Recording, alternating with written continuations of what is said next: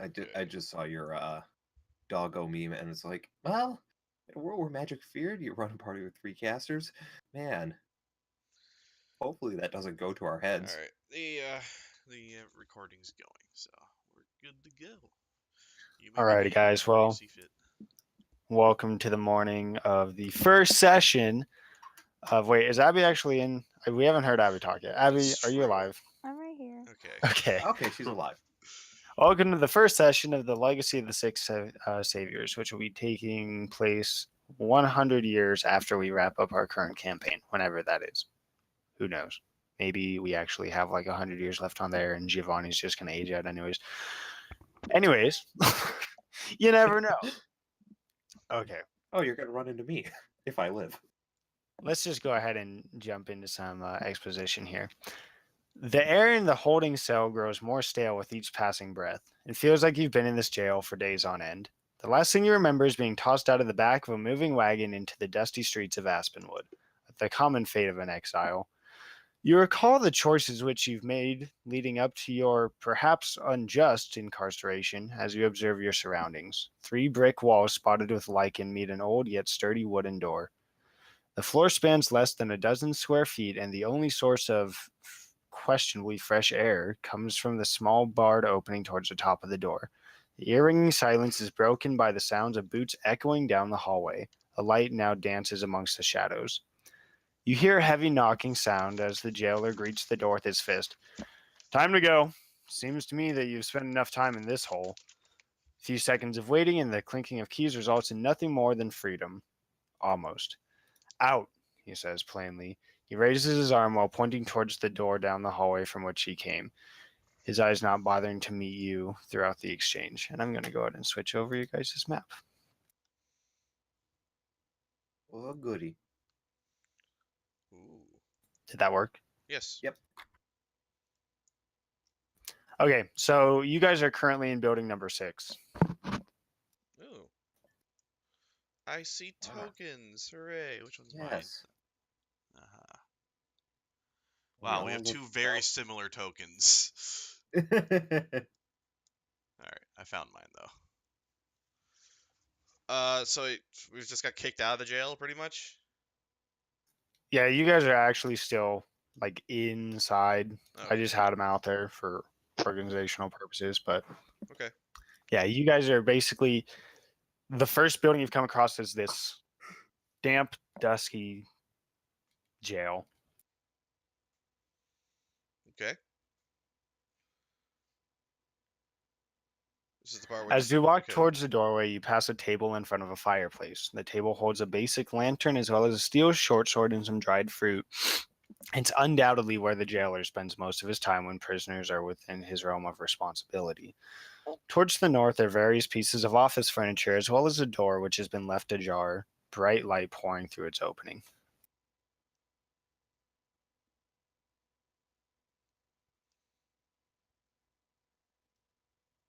I walk towards the door.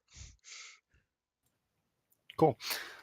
Okay. As you exit the jail, no, I'm not going to babysit you guys. Like if you Okay. guys want to do stuff, it's all on you. Yeah. So Also, I wasn't sure if you were done like doing your setup or not. Yeah. yeah, it's fine. Also here comes sound balancing time, so let's have fun. Oh, okay. Well, let's see. As you exit the jail, you find yourself inside what you can discern to be the southwestern gate to a town known as Aspenwood, especially judging by the sign hanging from the gate above. A number of buildings are visible from here, as well as the dirt road to your northeast. And basically everything in the town is as you see it. Okay. So there's no northeast, it's actually to your southwest. Yeah, no, it's everything that I do will be north is the top of the screen, unless noted otherwise. Look it, I had to deal with what wizards gave me, okay? Like no, I got you. Never trust wizards. What do I know about Aspenwood? Aspenwood is a small town. You've definitely heard of it by name. You may or may not have traveled to it, depending on where you were raised. I'm going to switch us back to the world map really quickly. Is it shift click to give you guys the location? Yes, shift. Hold shift and hold. Aspenwood is about here. Okay. It's just west of Mirabar, so we are definitely far north. You're not in the city, but you are basically in an outlying town. Okay. We're a couple, maybe a week or two from the Sea of Ice, looks like. Let's see if I can draw a shape for you. And let's see, draw a shape. That square is about where Aspenwood is. Cool. So what do? Can we go back to the town map? Yeah, I'm moving it back.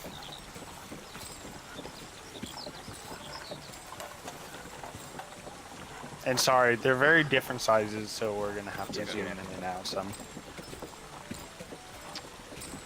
So what's this building across the street from us here? 7. Also, can you dial the Roll20 music back a little? Yes.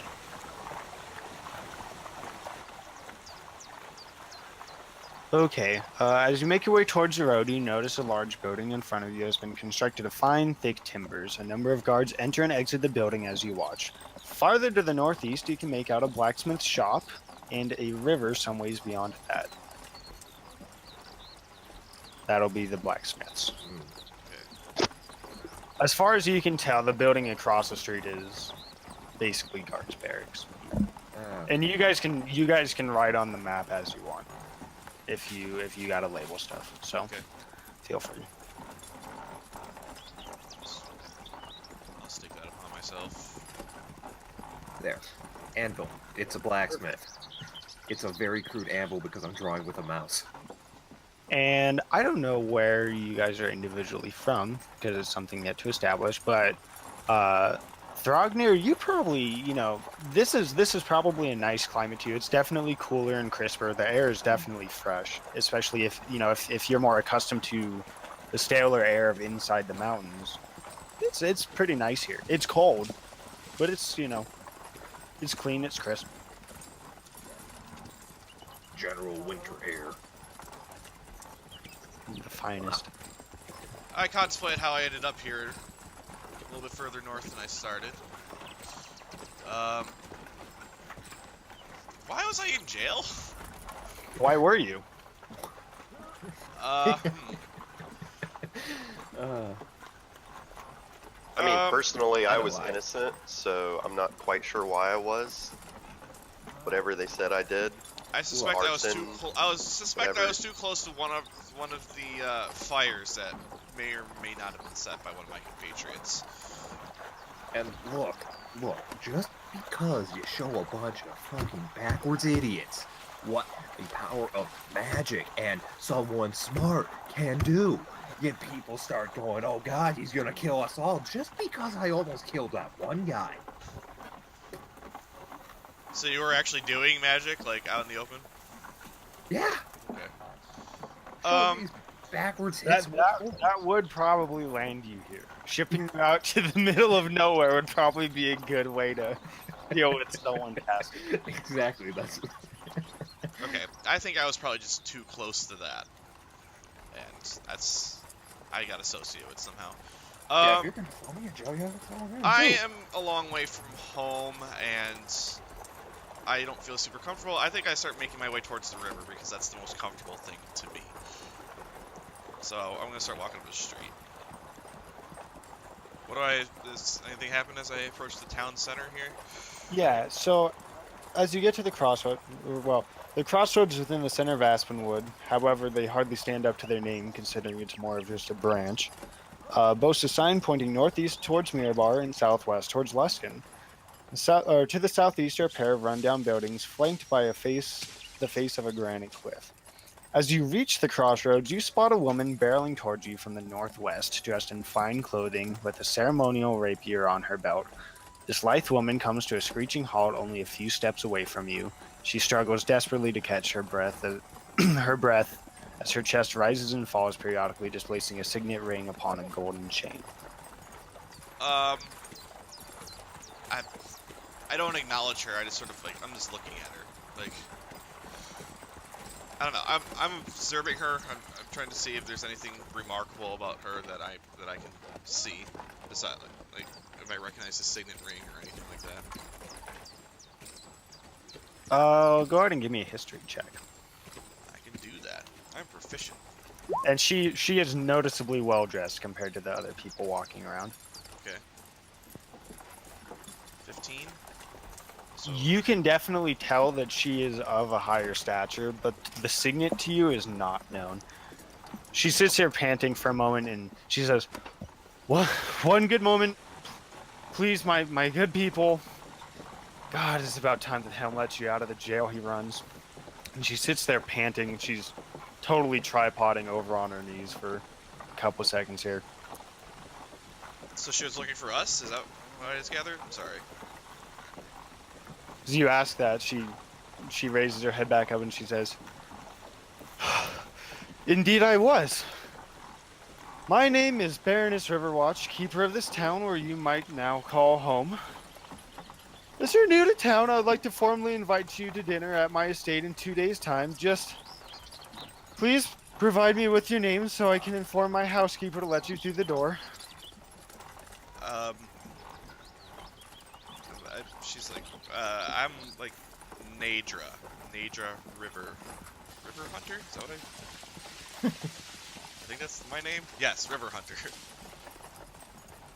She nods and quickly scribbles down. Okay, one Neidra. Okay. And then you must have heard of me, of course. Magician extraordinaire and educator of the plebeians. Thrognir Dragonbreaker. As you identify yourself as a magician, she kind of straightens up and backs away a couple steps, and she says, I can't say I have, but Thrognir the magician, okay. Not surprised. I back away from Thrognir a little. Well, what about the other two of you?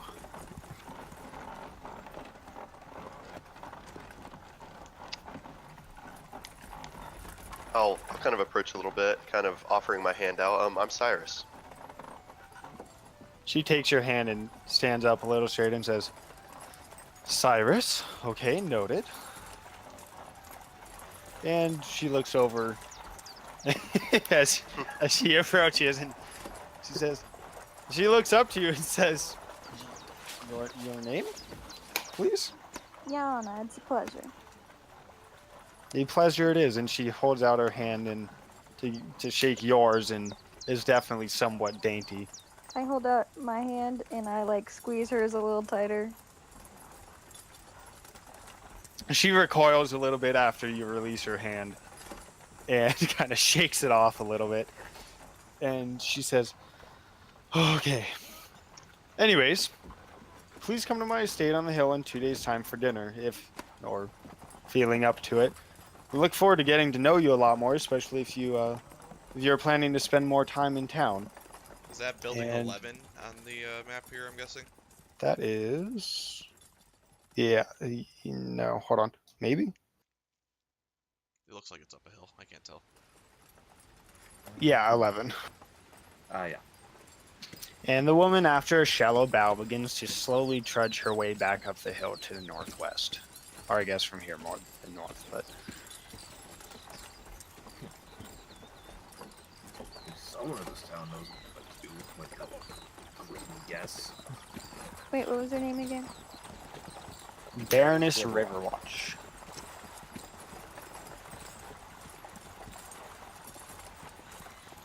Cool. And in just a second, you guys will have your first quest log. Ah. I look around. Okay, for make this, sure and I that click that on came someone's up. head. It did. In your... Okay, cool. It's blank. It's super blank. Yep, it's going to be for you guys to fill out. Okay. I don't see it. What are we looking Look for? in your journal. Oh, yeah, I see. Yeah, those are going to be for you guys to put notes in, and basically so you can recall, hey, this happened, this is what people's disposition was. So, Just because since we might not be playing this setting too frequently, you guys will be able to remind yourselves. But you should be able to edit it. So.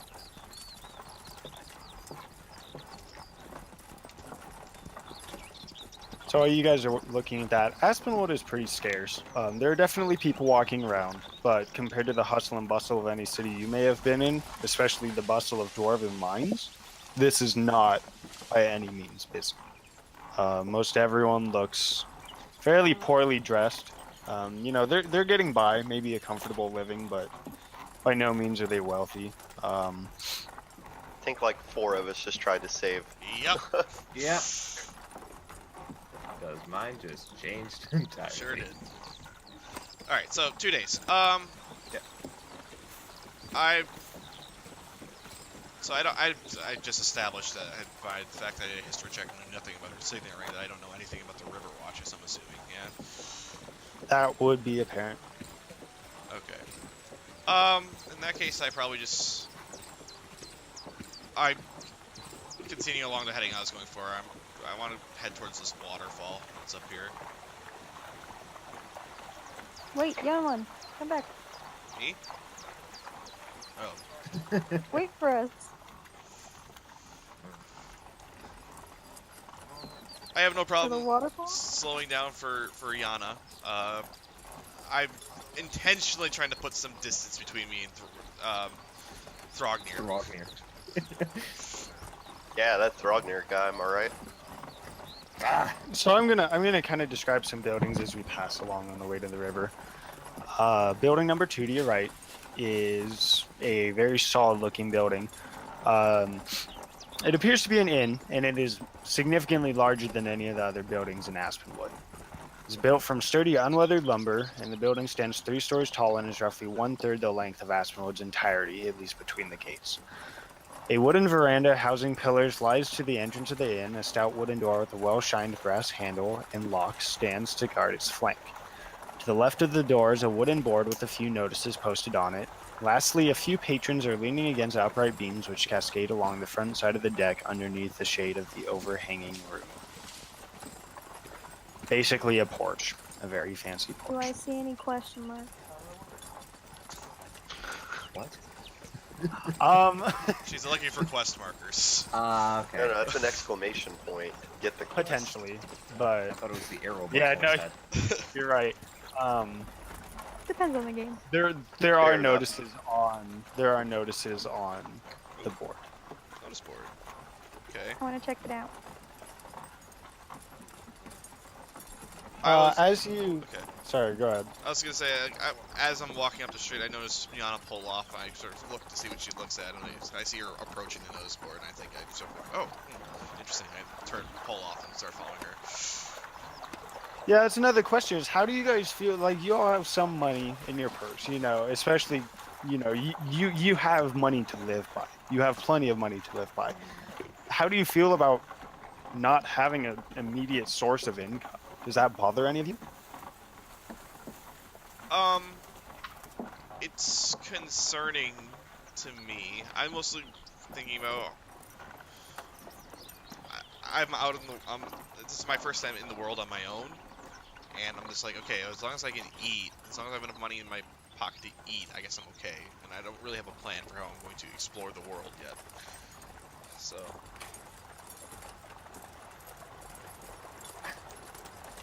Income, please. You just show some backward plebeians your magic. They get really scared and start throwing money at you to go away. Sure, you can enlighten them, but you can't really enlighten them to begin with. So you know what? It's a win-win. So you notice these gentlemen on the veranda of the inn, and similarly, they notice you.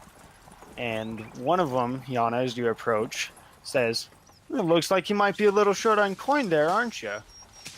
"Well, we all are. Once we find that little girl Helm's been saying is missing, though, you know, we'll be well off for once in our lives." What's One this of the about, other- little girl? Neidra pipes up. What did you ask? What's this about a little girl? And that's in character, Neidra. As you say that, The man standing in the center of the other two looks at the first man and says, "Hey, don't be spreading our work to these folks. What if they'll find them before us?" The first man shrugs and releases a belch, and he says, "You would have heard that from the wife of old Baroness Riverwatch anyways. She's been begging for everyone to find her damn daughter for the last year. Besides, we're already hot on the trail. They ain't gonna pass us up on our coin." Details, come on. Man looks back at you, and as he's about to talk, the first man that spoke says, "Don't you think we'd be a little late to the punch, seeing as how she asked for her daughter to be found last year?" First man offers both your group and his companions a sharp glare and says, "I'll be offering you all a bit of a late punch if you don't shut your mouths about it. We all need the coin. It's worth a shot." Men grow kind of silent as they look back at you and kind of rejoin their conversation, but as you ask, one of them pipes up again, much to the displeasure of the man in the center, and he says, "That old woman up on the hill has been asking about her daughter for over a year now. She's been missing for quite some time," and he swiftly receives a punch to the jaw. Okay. Hey, now, sir, no need to get riled up. I am pulling the accent from freaking Tanya. Oh. I guess those are different quests. Cool. Yep. Yeah. Alright, well, I'm just gonna copy notes from there and post it over there, too. She's in the well. How do you know these things? I just have a feeling. It's the ring all over again. The ring? Yeah, Yeah, the chick's in the well. Have you never seen it? it's a damn. Oh, movie. Oh god, no, I don't watch movies. You know that. I look at the notice board. Let's see, the posting that you see, one posting, and it's a request for well-bodied men and women to meet a man at the sawmill named Care, Kaare, or maybe it's Car. It mentions some brief thing that's been troubling him, but farther information will be disclosed in person.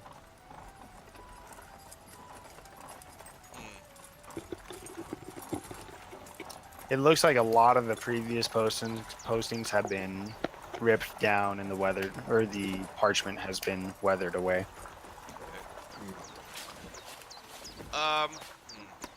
Alright. I want to walk up to the one that punched the guy in the face. He sees you approaching and once again kind of looks up to you. You're fairly tall, aren't you? How tall is Yana? Oh shoot, I don't remember, like 7 feet. Holy shit. My character's like 5'1". I'm like 3'6". Well, you're a Oh, Yeah, he- 6'9". He looks up at you and he says, "What is it, lass? What's bothering you? What do you need?" Well, I'm looking for more information on this lost girl, but I understand you don't want to give up your chance of finding her. So, I was thinking we could have a little friendly wager. Okay. What wager are you looking for, miss? I'll arm wrestle you. And whoever wins will you'll give me information or I'll give you whatever you want. You want something? He looks at you as you tower almost 1.5 feet over him. Your biceps are probably the size of his head with the strength you have. And he says, "You know, as flattered as I am, I don't think I'm going to go taking that bet. You seem like you might have an unfair advantage on me. You backing down from a little competition? I know when to quit, unlike my idiot friends over here who think that they're going to go spreading our work that I don't know nothing about to some people that just came out of a goddamn jail." Now, quick question: what's around this guy? Is there like, you said he's on the porch, but like tables, chairs, of windows. It's like it's almost like a larger version of your southern home front porch. You know, there's okay. there's a porch swing, there's a couple benches, there's a couple like individual chairs with tables. They're very nice compared to what you've seen. Like they're all wicker made, they're all in good condition. They look nice. Now this isn't explicitly something that it says you can do, but can I use thaumaturgy to just do some like spooky shit, like there's a ghost hanging around? You know, moving furniture a little bit, or like slamming the board back and forth. I mean, you can. I mean, I that was- is something your character can do, sure. Yes, I was clarifying if that would be allowed within the rules of thaumaturgy, because if so, yeah, let's do that. Yeah, you might want to be careful with that sort of stuff, you know. Restless spirits coming about. Looks like you got one here. Go ahead and give me a flat d20 to see how the effects of your thaumaturgy play out. Like how. Okay. Not great, About I'm that, guessing. So I think that there's like a little whisper on the wind as you say with all those restless spirits about, and a little whisper of wind just kind of tosses the paper on the notice board a little bit. What know, are we wearing right now? I'm sorry, I don't mean to. Just common clothes. Okay. You know what? The guy that was talking too much kind of looks over at the paper and backs away a little bit, and he says, "I ain't liking the looks of that." One of them points out, "Hey, that was the wind, you thickhead." And he said, "Oh, okay. I thought it might have been one of those restless spirits that little dwarf was talking about." Damn spirits! I thought that they were coming off to get me. Mother-in-law sees she was gonna haunt me until Dad was dead. Okay. I think at this stage I'm looking around. I realize that I have nothing. I'm looking for anywhere I can get maybe equipment or food or something. Okay, let's see. So there's the blacksmith just to your west, and to the let's see. Man, my roll 20 is like freaking out. To the south, you do see a building, just south of the crossroads there. 5. A building with a sign out, yes, out front that says the Outpost. Did you say you wanted to go to the waterfall? River? Yeah, I do. I'm guessing number 10 up there's the sawmill too. Yeah. I don't know. I note the outpost and I note the blacksmith, and I think I can continue north.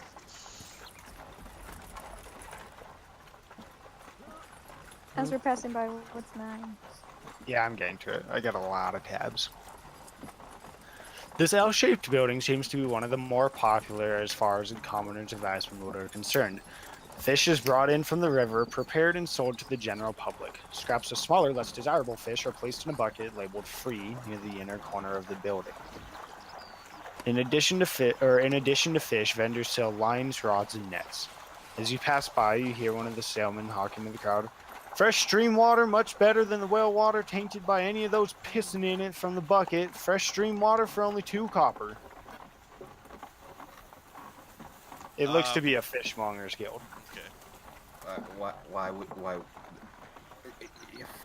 There's the river right there, yeah. Yeah, I think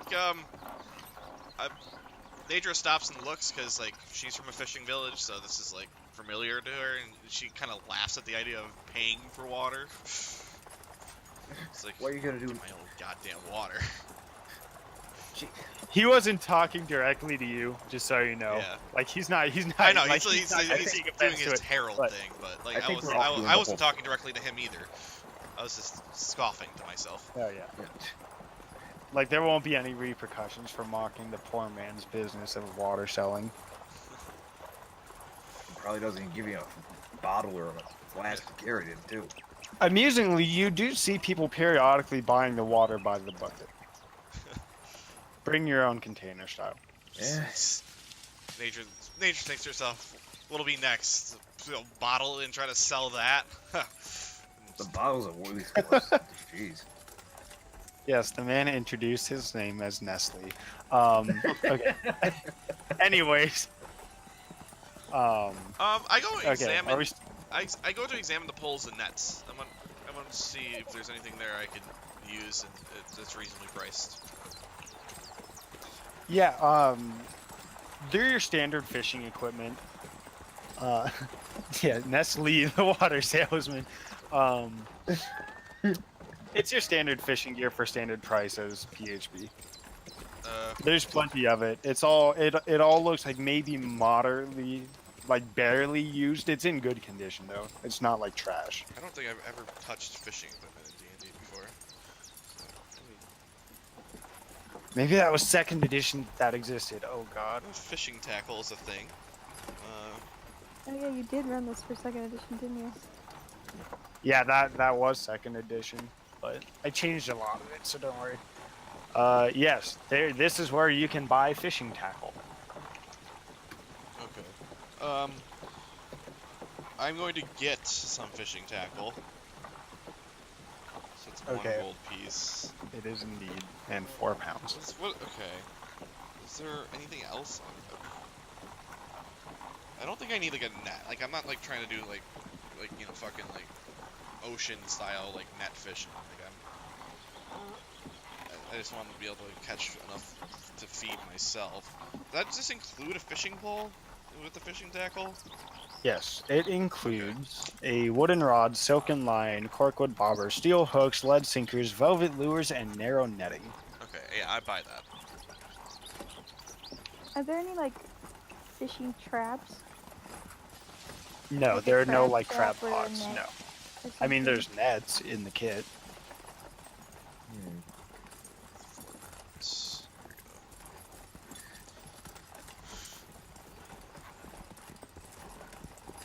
The used water salesman. I mean, technically it all is.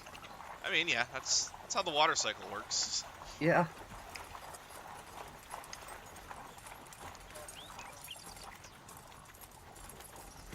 Okay. Does anyone else want to do stuff here? Not here. Not at the fish market. Okay. I feel like I've been leading a lot. Does anyone else want to like sort of say what they want to do, or? No. I was gonna head on down, see what this secret man is talking about. He probably just wants someone to watch. And he just help you know, paint his fence or something. Say it's so much fun. So, car or care or? Yeah, yeah, caramel. Okay. Yeah, Caramel. I was heading that direction anyway, so I continue along. I think, yeah. This is where I was going, I think. If I encounter anything along the way. This building- This building has an indoor portion to it, but it is far more of a sawmill than a house. Large circular saw spins in the center of the mill as it is propelled by the river's water. A small shed-like room is on the northern side of the building. A man carefully glides logs along the blade as they are cut, eventually falling beneath the mill, where the planks are then bundled and exported. A smaller, what did I even type here? Oh, a small pile of lighter, finer wood sits closer to the river.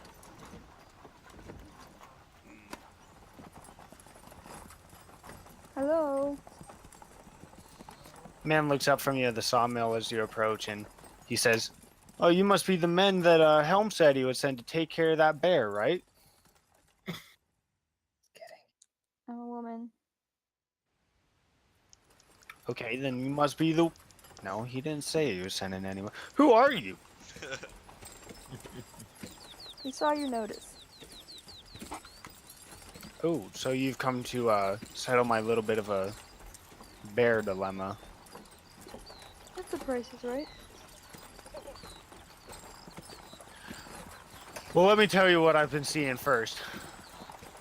I've been, well, as you can see, I'm kind of running out of trees nearby, so I've been going up and up farther the river to get more quality timber to bring back. I just floated down the river, floated down the fall, and I started having this bear that was bothering me, and it's weird because it isn't bothering the fishmongers. I think they might just feed it, and they might just take its food and leave them alone, but I'm no fisherman, so it's been coming and bothering me, and quite personally, I don't like having a bear coming up and sniffing up my behind when I'm cutting down trees. So I just don't want it to get out of hand to anything else before it I guess before it does. So I just need someone to go take care of that bear because, you know. Anyways, it's nothing big. It's just a cub. But the last thing I need is to go get in some cut on my leg and, you know, putting me in a condition that I can't continue to work because otherwise I'm out of a job and, you know, as many people here, I'm going to be starving on the streets before long. Has this bear actually attacked anyone yet? It hasn't attacked me, and I haven't heard of it attacking anyone at the fish market, but it's getting too close to comfort.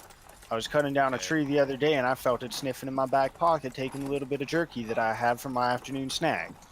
So quite personally, you know, maybe I mean, you could determine it for yourself on how you'd feel, but I'm not too keen on having a bear sniffing through my pockets eating my jerky, because someday I ain't gonna have jerky, and it's gonna be hungrier than it was the other day. I might just be his next jerky, so I don't know what to tell you.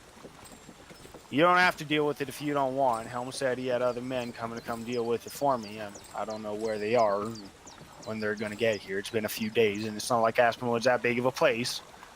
So, they ought to be here sometime. But I can all pay you a couple gold if you're willing to go take care of a bear. Small price to pay for me being able to continue my work without worrying about my jerky being snuck out of my pocket. This seems like it's just all about your. Why don't you just put it in like a tree or something that's not on you that a bear wouldn't be sniffing at? Or I could put it in a tree, but then I'd just be cutting it down. I mean, I could put it on another tree, and the bear could go climb up that tree. I mean, you can see them climb trees. It's not like they just ground-based animals. They swim, they catch fish, they climb trees. And then what's gonna happen is if I put it in a tree and the bear climbs up and eats my jerky, I ain't gonna climb the tree to get my jerky after the bear. No, you just cut the tree. Oh my god, you idiot! You just cut And then- the tree down. The bear falls out. You're done. And then I got a pissed off bear, and then I think it's gonna eat me for more than jerky worth. I don't know what to tell. I mean, if you don't want to deal with my bear problem, then that's fine. I understand. Now, many people want to go hunting down bears, but the last thing I want to do is go get myself hurt. And you know what's probably worse than getting myself hurt is having a hurt bear that's an angry bear trying to come eat me when I have no more jerky left because I hung it in a tree, and now it's mad because I just dropped it from that tree and it's out of jerky. So, I think Neidra is just like filling up her coin purse. She's like, how many is a couple gold? I can give you all each a couple. I mean, it's really going to take out of my living expenses, but like I said, living's better than dying, so I guess I can hand you each 5 gold for taking care of the bear. It ain't much, but it's what I can do for you. She's like, I'll look into your bear problem for you. Well, if you end up looking for it, you know, last time I saw it, and you know, I've seen it all over the river. Sometimes it's come down past the Baroness's house, you know. Sometimes it's over there just by the falls. Sometimes it's a couple miles up the river, but it's been up to the northern side of the river. So, I mean, that's where I've been logging. So if you want to go and, if you're ever up there and you see a bear, just go ahead and take care of it, and just bring me some proof that you took care of it. It's just a tiny little brown bear, but if you can just bring me some proof, then I'll take your word that it was a correct bear.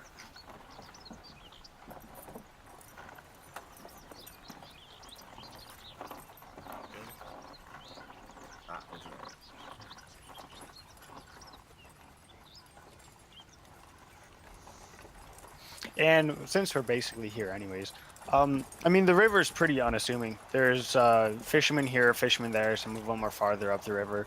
You can hear a couple of them as they yell, "Fish on! Fish on!" from farther up the river. But man, I'm taking my accent to like my narration now. And they're spread about. The water's gorgeous. It's very cool. It is coming down from the spine of the world. It's practically frigid, but you can see fish in the water. You know, it's very clear. Looks like, you know, it's just a healthy stream. We'll say that the falls are 15 feet, unless it matters for anything else, which I don't think so. Okay. We'll say they're 15. Yeah, that seems about right to me. Okay, I'm gonna reach my hand and just get a drink. Fresh water from the river that didn't cost me 2 fucking copper. Hey, it's pretty good.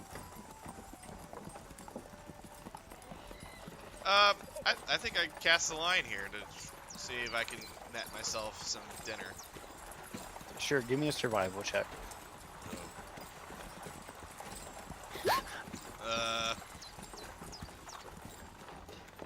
Yeah, you get a hit, but you're just a little bit off practice for setting the hook.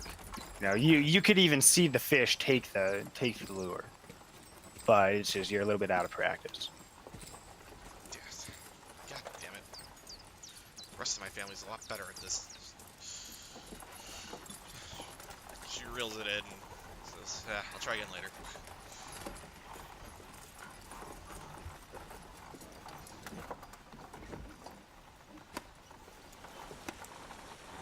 And this is going to be a lot of you guys talking with each other and doing, like, just determining what to do. I'm trying to, like, limit myself from it, Okay. so this is your guys' adventure. I think I'm heading down to the outpost because I want to see if I can get myself equipped. Yeah, I was gonna explore town. I was just making sure that it wasn't just Richard and I kind of leading the story at this point. Same. Try not to talk too much. The outside of the outpost is simple yet accommodating. The shop is 2 stories tall with a small deck facing the street. It's made of fine timber, however it is by no means new. In short, the building is stout and reliable.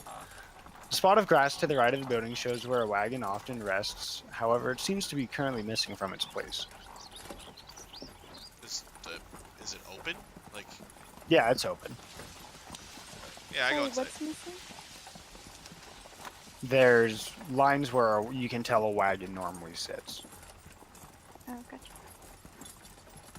The shop is full of generic items from soap to rope and hooks to books. Anything a traveler might need could surely be found here, however finding something of extraordinary quality would be fairly unlikely.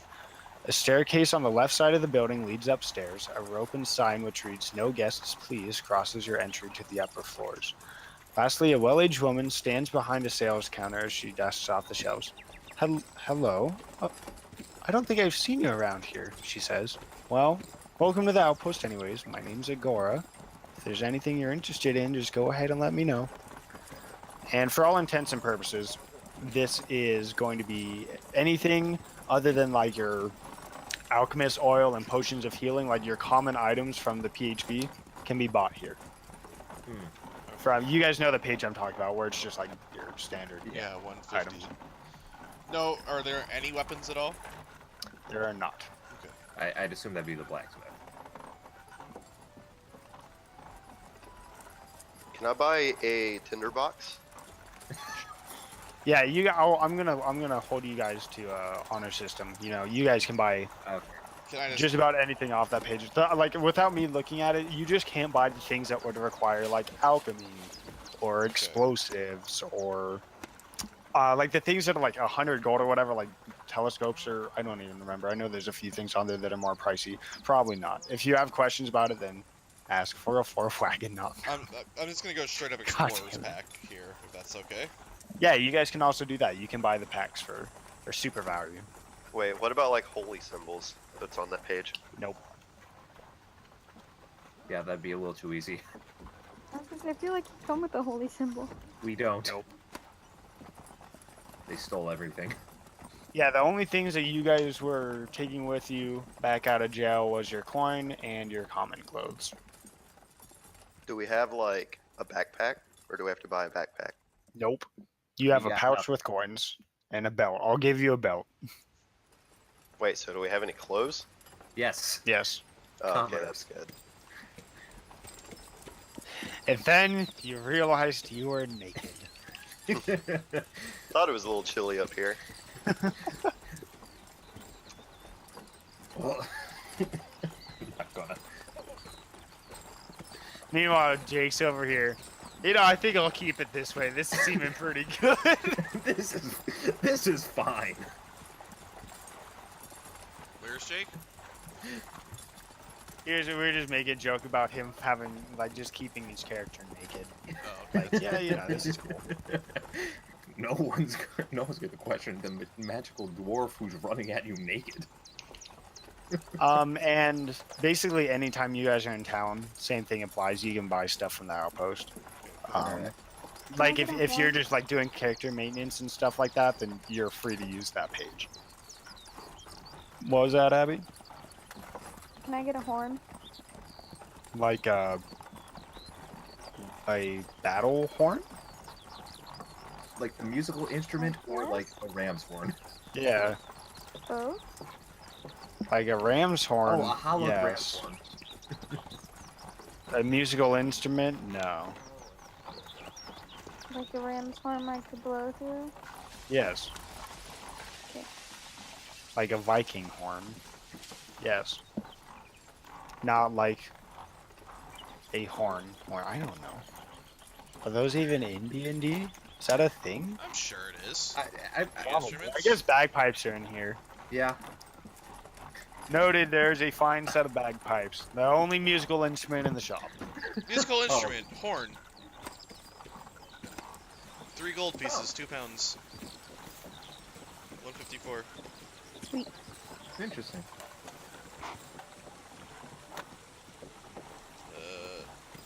I guess you tell me, is that like a Viking horn? Or is that like a musical horn? Oh, That is not. it makes one noise. Okay.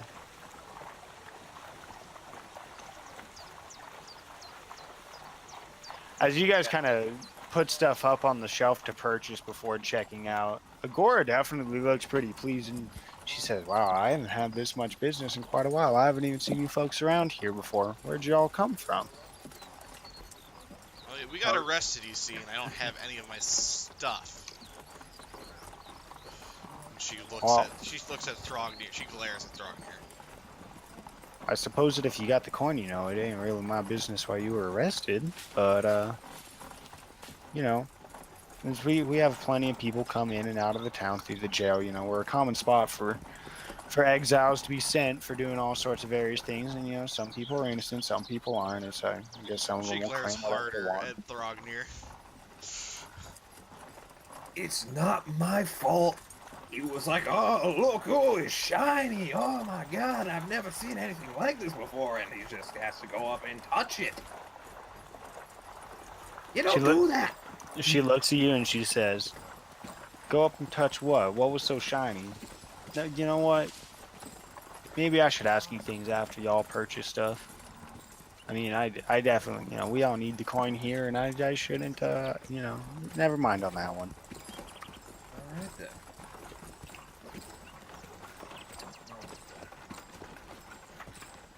I'm gonna stand up really quick. I'll be right back. Okay.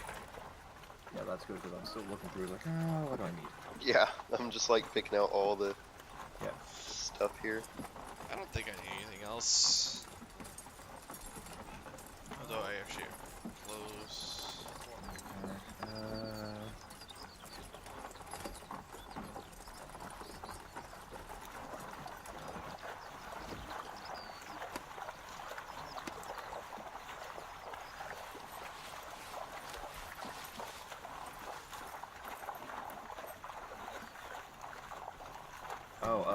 Vaughn, Mhm. I saw you got your flint and steel. Did you get yourself some oil? I did, yes. I was about to say, Oh if you my- don't, I'd be disappointed. Didn't he say we can't buy oil here? No, You he can't said- buy alchemist oil. Okay. It's basically Yeah. a hand grenade. And I'm back. Possible celery crunching incoming. Ah. Okay.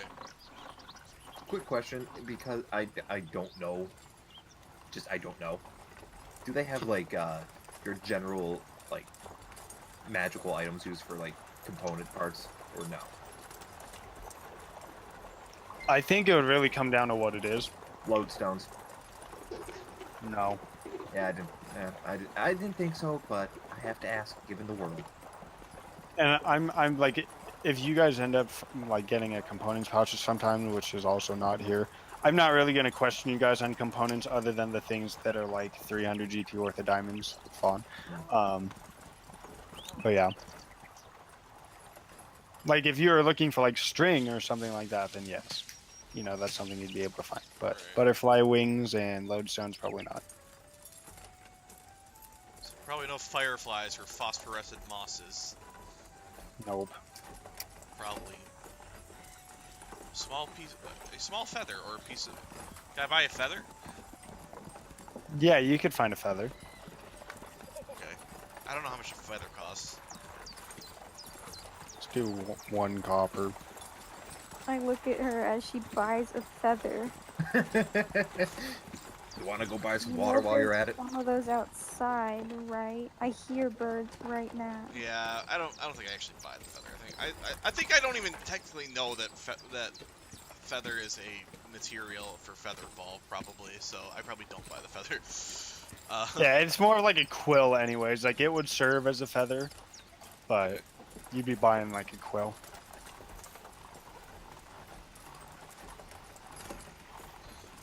Okay. That I think I'm done here.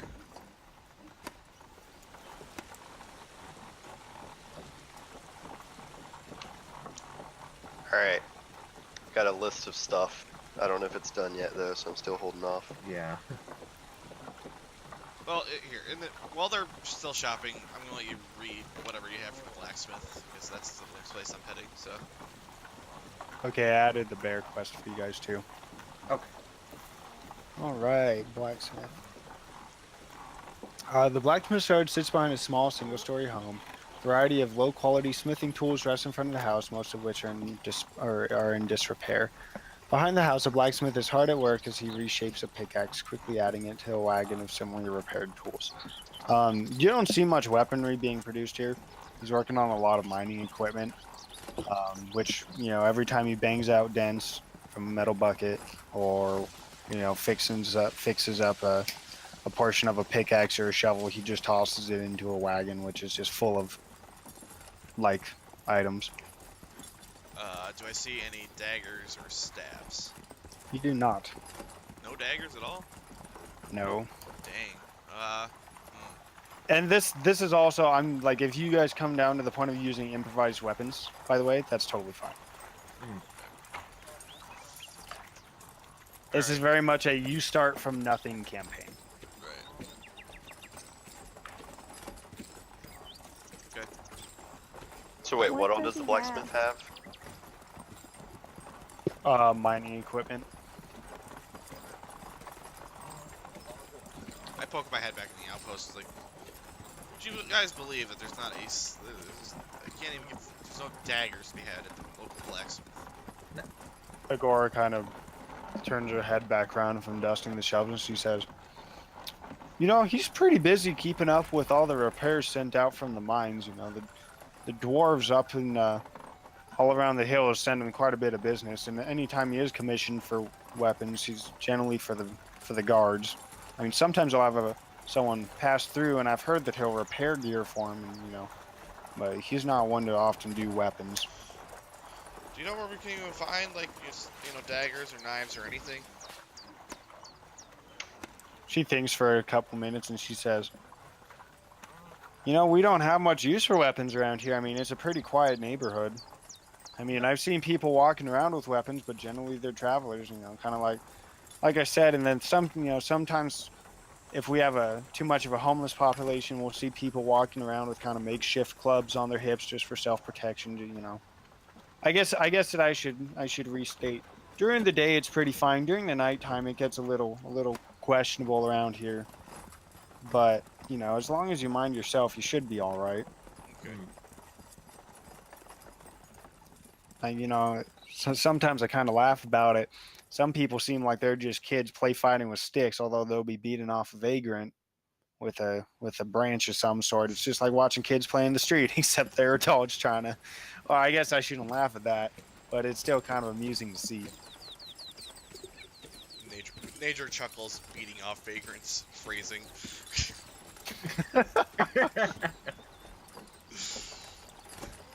Hey, 20 gold is 20 gold. God dang it.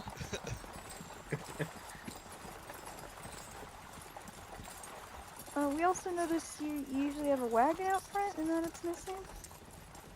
Well, I don't know if I'd say. I mean, I guess it's technically missing now. My son's just going to go pick up more stuff from the bar to bring it back into the city. You know, I mean, we have to get our stuff from somewhere, and whenever people come by and they need stuff, kind of like you do, then they go ahead and pick up a healthy amount of equipment from us, and it's just kind of how we make our lives. We just mark it up a bit from mirror bars, you might expect. It's just what we get for traveling. Okay. Now, real quick, this town is mostly just a fishing, mining town, looks like, based off the map. Not much in the way of farming. Yes. Okay, so they won't have any farming equipment like pitchforks or anything like that. Okay. I'm just trying to figure out what we can use. I mean, anything that's like relatively close to a tool, I would say that the blacksmiths probably have I should say blacksmith singular. It might be something that's just lying around, but most of it is mining, woodwork related, maybe actually, Richard, I'll give you something. He probably, the blacksmith does have fillet knives. Okay. Okay. They're not what you would call a dagger, but I mean, multi-purpose tool. Yeah. Okay. So, okay, so I could theoretically get me a sickle or a hammer, like. Yes, and we can. Those are tools. Yeah, and we could call a fillet knife a dagger. I think that'd be fair, just for simplification. Okay. I mean, yeah, that's fine. I figured that dagger is something that it has enough utility purposes that would be. Yeah, that is also It true. wouldn't be unusual to find one. Yeah, these are the things like, hey, bring them up. Say, really, like people would have daggers for just, that stuff that I not immediately on my Alright, mind. so So can I buy a dagger, quote unquote, at PHP pricing? yeah, no, not a PHP, 1.5 times, Okay. So 3 gold which I think pieces. will add like 1 gold. Yep. But So basically, anything like what about stuff that I'm looking for? Like I said, would be technically tools like a sickle or a hammer, or a scythe. Technically, if you're doing wheat farming. anything that's a tool, same thing, 1.5 times the price. Okay. But they are, to be clear, they are made for like tool. They're like tool quality. They're not like Right. weapon quality. Like they'll work, but they're not. They're just not made the same. Yep. That's fine. I buy one of those. With that, I think I'm curious about the only 2 buildings in town that I haven't seen yet. Would I be able to get like a wooden pole from the sawmill? Like a dowel? A little bigger, more like I just randomly off the top of my head, like a quarterstaff size wooden pole. It'd be like a custom commission because it's not what he normally does. Like he doesn't, from what you saw, he doesn't have the tools to like basically carve down. Listen, just go find a Quarterstaff. broom, He could do it break by off the hand, broom part but- of it, and there you go, quarterstaff, no problem. That is. I mean, Can that's why you buy a broom in the PHP? I actually don't That's know not if you a can. It's That's actually why I thought like he may make it, because there are a lot of things that use like quarter staff sized poles. Oh, like I want to any be han- clear. Like any tools or handles or whatever. All he does is cut the wood. He Oh, doesn't like okay, make okay. anything out of it. He just cuts the wood and exports it. yeah. Plus, in the general section of the or the inventory gear in the PHP, there isn't something for pole 10 foot. Is there really? Yeah. You could probably get away with a ladder too. I mean, there are options here. Yeah. Oh, there is a 10-foot pole. Come on, MacGyver, do this. Yeah, can I just buy the 10-foot pole? Yeah, sure. Alright.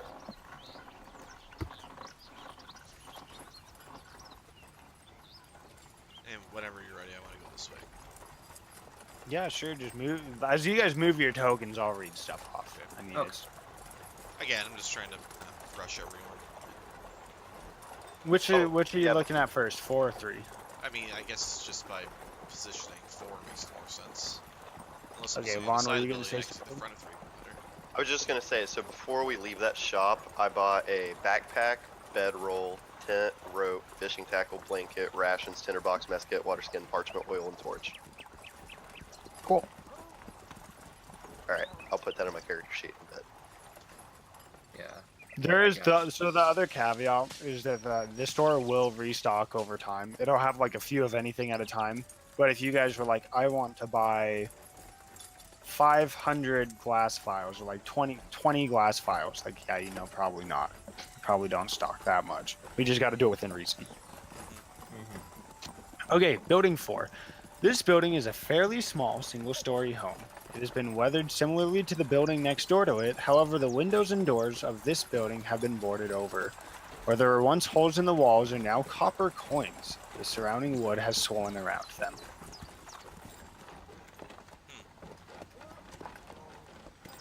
Does it look Basically, like abandoned? This... it does look very much abandoned. What's everyone's passive perception? 14. Not great. 11. And I was 23. No, I'm kidding. 15. 9. Actually, you hit the threshold. Cyrus, as you go looking at this wall, you do notice that not all of the holes are covered in with these copper. And to be honest with you, they're not all copper. There's, some are copper, some are silver. There's even 1 or 2 gold that have been plugged into these walls. Keeping in mind that 1 gold coin is enough to live off of for a day. That's a healthy amount. But there's all these different coins here, and they're all well swollen into the wood. But there are some open holes as well. Huh. I looked through one of the holes. It's dark. Within the house, you are able to see very little due to the lack of light. However, the faint stench of animal is definitely present. As you draw your face away from the hole, you hear scurrying accompanied by the clinking of metal within.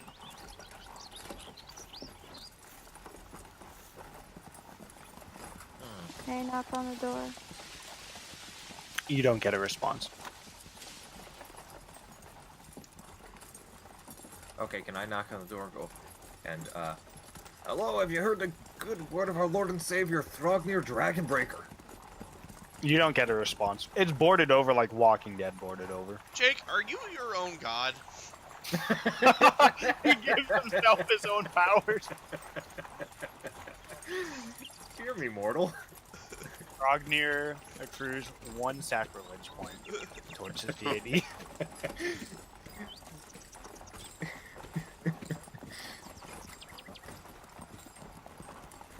Okay, and number 3.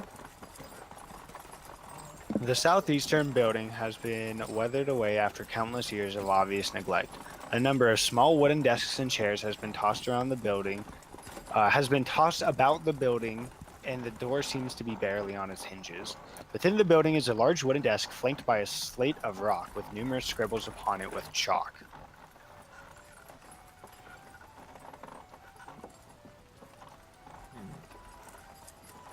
Also abandoned. This one's not boarded over like 4. This looks like a schoolhouse to me. I'm curious. I peek in. It does appear to be a schoolhouse. Walk in. Can't say I'm surprised, these backwards hicks. I examine the slates, see if there's anything on them. Or...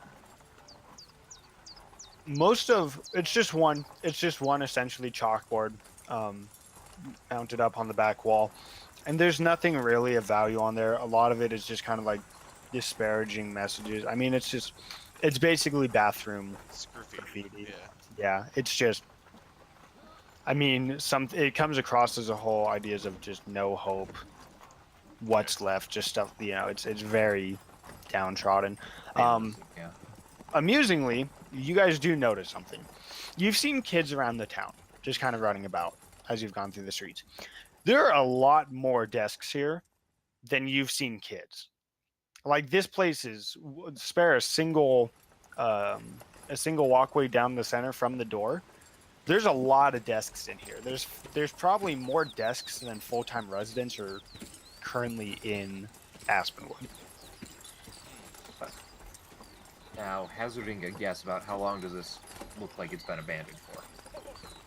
It's been a good while. It's not like freshly abandoned. I mean, the door is falling off the hinges. Okay, so probably It's pretty well abandoned. 5, 10, 15 years, something like that. Okay. The number he was fishing for was 100. No, it's not. It's not like that long now. And the teacher Like was a Virtus.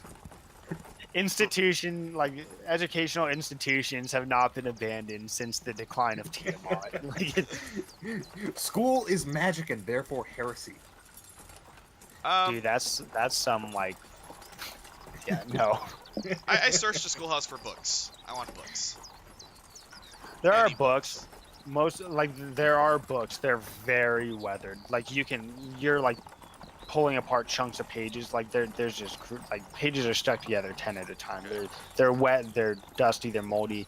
A lot of them are like very rudimentary books, like how to write, like how to read books, like very basic, like children's books. Maybe a very poorly made dictionary. Think of like a 3rd grade classroom books. Okay. Cool. Is there anything that's intact that I could actually conceivably use one day? What are you looking for? I mean, there's chalk. Step one, no, I'm saying book-wise. Step one would be, are there any books that won't just fall apart, or just ones that I could open page by page and look at, or No, not realistically. Okay. Everything is weathered to the point. Like if you were to try to use a book, the paper would tear to shreds beneath the quill. Neidra frowns and then looks to her friends, her new friends.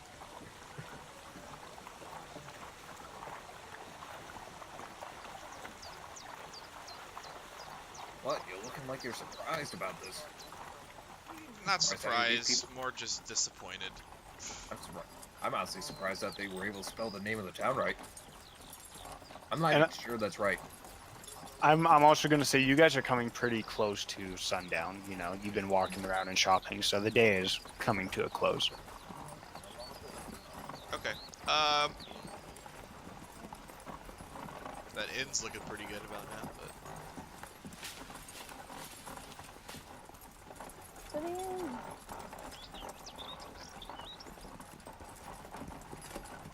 Yeah, I guess. Sure. I fall in step behind Yana. In step. More or less hiding behind her.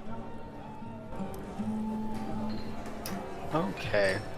The inside of the establishment is well lit and quite warm. A nice change of pace from the generally bleak weather which looms over Aspenwood. Andy, you might want to tone it down just a little bit. Sorry. That's cool. No worries. Just give me a... How's that? Better. A little more? It wouldn't hurt. I mean, we can still hear it, even when it's relatively low. Okay, you got it. Nice change of mood from the generally bleak weather which looms over Aspenwood. It's fairly quiet considering the time of day, however the innkeeper still stands behind her bar as she polishes a number of pewter mugs. The floors glisten with polish as the light of the fireplace dances upon it from the back wall, and a number of padded chairs face its flames. Additionally, a pair of curved stairways lead up to rooms on the upper floors on either side. The room is completed with a vast number of wooden tables with complementing chairs which have been meticulously placed to create an efficient food service route. Okay. Are there any open tables? Oh yeah, plenty. Neidra starts looking for one that's more or less isolated, kind of out in the corner, away from other people. Sorry guys, my Chrome audio was at 1, so now I know why. That'll do it. How are you guys hearing this? Yeah, I was like, this is really quiet, and I open my volume, make sure. Oh. No, yeah, you can get a secluded table. You can get a table right in front of the front door. You can sit in front of the fire. Yeah, I'm It's looking all for a up to you. secluded table. That's where I'm going. Easily accomplished.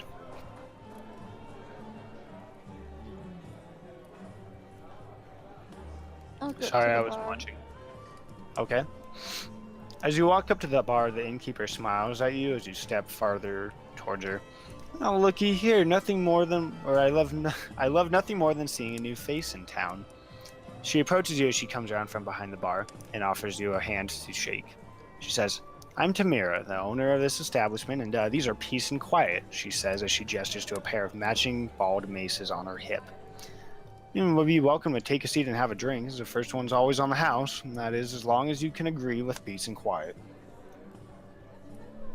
Oh, most definitely, and I like your style. She smiles, and I say, yeah, I think I like yours too, looking at you.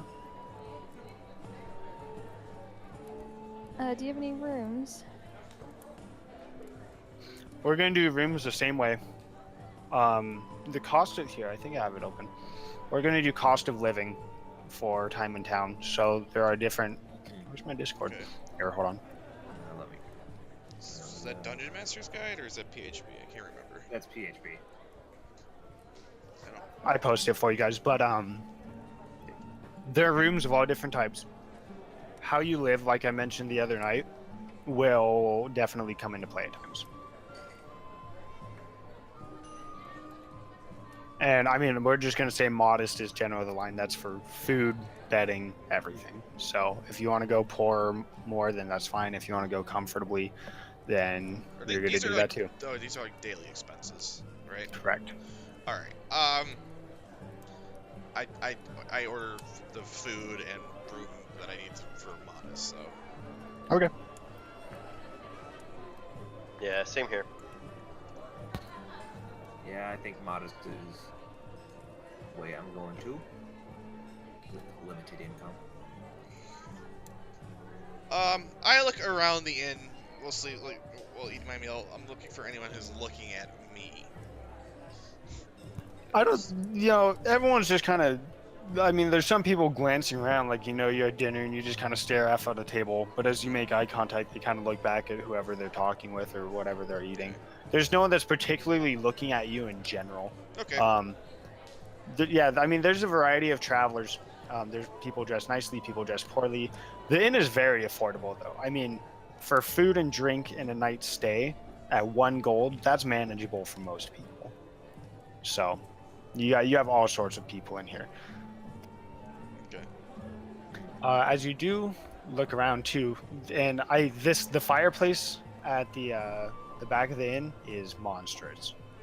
There's a large hearth over it that burnt into it reads the Aspenwood Ale Works.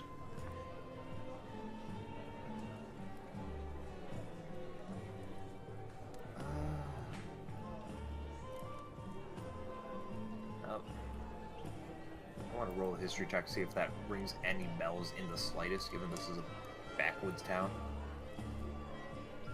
Sure. It's the name of the inn. What? Yeah. That makes as much sense as everything else. Try and make it fancy. What's it called? I'm sorry. The Aspenwood Ale Works. Where is Thrognir from? Is he like a northern dwarf or not so much? Yeah, I'd say like northern, probably a bit more inland as opposed to where we are now. I would say you've probably actually heard of it. They import a lot of dwarven ale. This place, if you've heard anything about it, like by name, you've probably heard about it. But you do know that they import dwarven ale, like en masse. Ah. And good dwarven ale too, not like watered down stuff, like quality. Yeah. Some top dwarven ale. All right. Whilst we're here, let's get ourselves a gallon of that good dwarven ale. 2 silver. Yeah, and as you walk up to the bar to order that, you notice that behind the bar is actually what may have at once looked like decorations, active casks that are currently fermenting alcohols in them. Well, at least there's some place in this town that has some taste.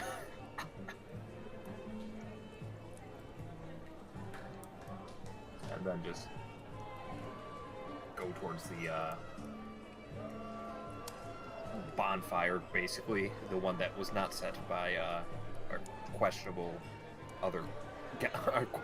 token for Cyrus. Bonfire is probably a good description of it too. It is pretty big. I'm gonna be over there. Eating there. Mesmerized by the flame. Yeah, I'm just gonna stare into the flame. This is all you guys talk time. You guys can tell me when you want to end the day. stare into the flame, it's gonna stare back. I mean, that's the point. I mean, wait, you're for serious? Oh, you're one of those people, huh? I think I sort of like walk over to the fire where those two are, and listen, I'm gonna turn in for the day. I'm gonna get up bright and early tomorrow and maybe go take a look at that bear. I don't know how comfortable I am the idea of killing a bear cub, but just trying to kill time until this Baroness River Watch is ready for us, and it seems like a good thing to do it tomorrow as any. As you say that, you hear a couple people at other tables as they glance up at you. And, did you hear that? He was just talking about something about killing a bear cub. Well, you named the bear cub time? Man, I misjudged you. That's cruel. Naming it, then kill it. Oh yeah. You know Neidra what? face palms. She's like, yeah, that's totally what I meant. Okay, so you're turning in. What are the other three of you doing? I'm doing the DM thing where I keep on referring to characters in the third person when I should be in first. Sorry, I didn't work on that. Works. I've noticed I caught myself doing it like 6 times. I bounce back and forth, so it's one or the other. I'm just gonna look into the fire for a while. I'm just gonna kind of stare bewildered at the man staring into the fire. It's like, yeah, there's a reason you were in jail. As you look into the fire, Cyrus, do you see any visions from the past? Like, does anything come to mind of fires that you've seen or made?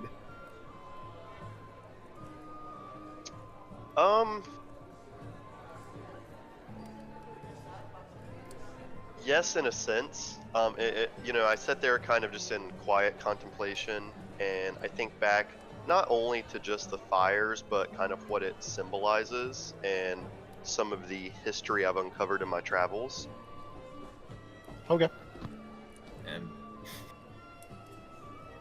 seeing an ample opportunity, I'm going to, as I'm retiring to my room, which is just modest, so I'm gonna just assume it's probably one of these wings over here. Use thaumaturgy to make the fire do a little bit of a, like, flicker up and down, back and forth, kind of, mess with Cyrus. Are you trying to be discreet about it? As I'm walking into my room, probably. So, give me a flat 20. Okay. Sleight of hand. So, Cyrus, you do see something in the fire, and you see it. It especially depends on how familiar you are with. Oh, I'm probably pretty familiar with how fire moves, and you do see it kind of unnaturally flicker back and forth a bit. And for just a split second, you see almost a face come out of the fire before it's gone. It could have been complete coincidence, or you may know what it was about. It may have meant something to you. But you see a face just for a split second in the flames before disappearing back to the normal fire. Serious. Those were calls. I didn't mean to do that. Harry Potter, J.K. Rowling, please. You banned, Andy. You banned. I'm ripped. Twitch permaban. Sorry, Richard. Yeah. I think I retreat to my room. I close the door and I make sure it's shut tight. Like I sit there, I listen, and make sure there's like no one like outside my door and stuff. And I think once I'm sure I'm alone, I attempt to cast Prestidigitation to clean my clothes, because I'm imagining they're kind of soiled from the day sitting in jail. So how well is Neidra in tune with her magics? Is that something that she can do normally? No, it's not really. It's usually So when she's trying. Yes, like she's trying to like achieve a calm mental state and focus on the energy. She doesn't really, she's not very well practiced. She's done this successfully maybe a couple times so far. How optimistic are you towards your outcome? Does she think it's going to work, or do you think Like, oh, it's another time I'm just gonna try and fail. 50-50. Okay, go ahead and give me a flat d20.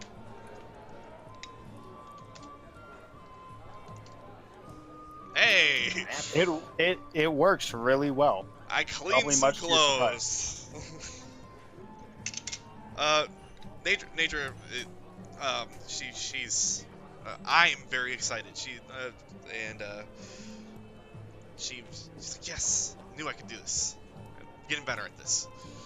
And again, she eyes the door, and, like kind of leans against it to make sure that there was no one like outside listening or anything.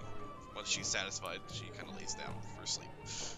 And, you know, as all four of you spend more time in this inn, despite there being people around, this place in general feels safe. It might be just how well constructed it is or how warm it is, maybe how good the food is. But this place feels secure. You feel okay here. And I'm not saying that as like it's some like form of like magical ward or something. This is a place where you feel good. Unless your character doesn't. That's just the default. Maybe you hate inns. You hate having it warm. I don't know. Yana and Cyrus, what are you doing before bed? Is there anything else? Or are you just kind of looking at the flames and then going to bed? I want to see if I could like manipulate the flames a little bit, like very discreetly. All right, give me a sleight of hand check and a flat d20, please. Sleight of hand.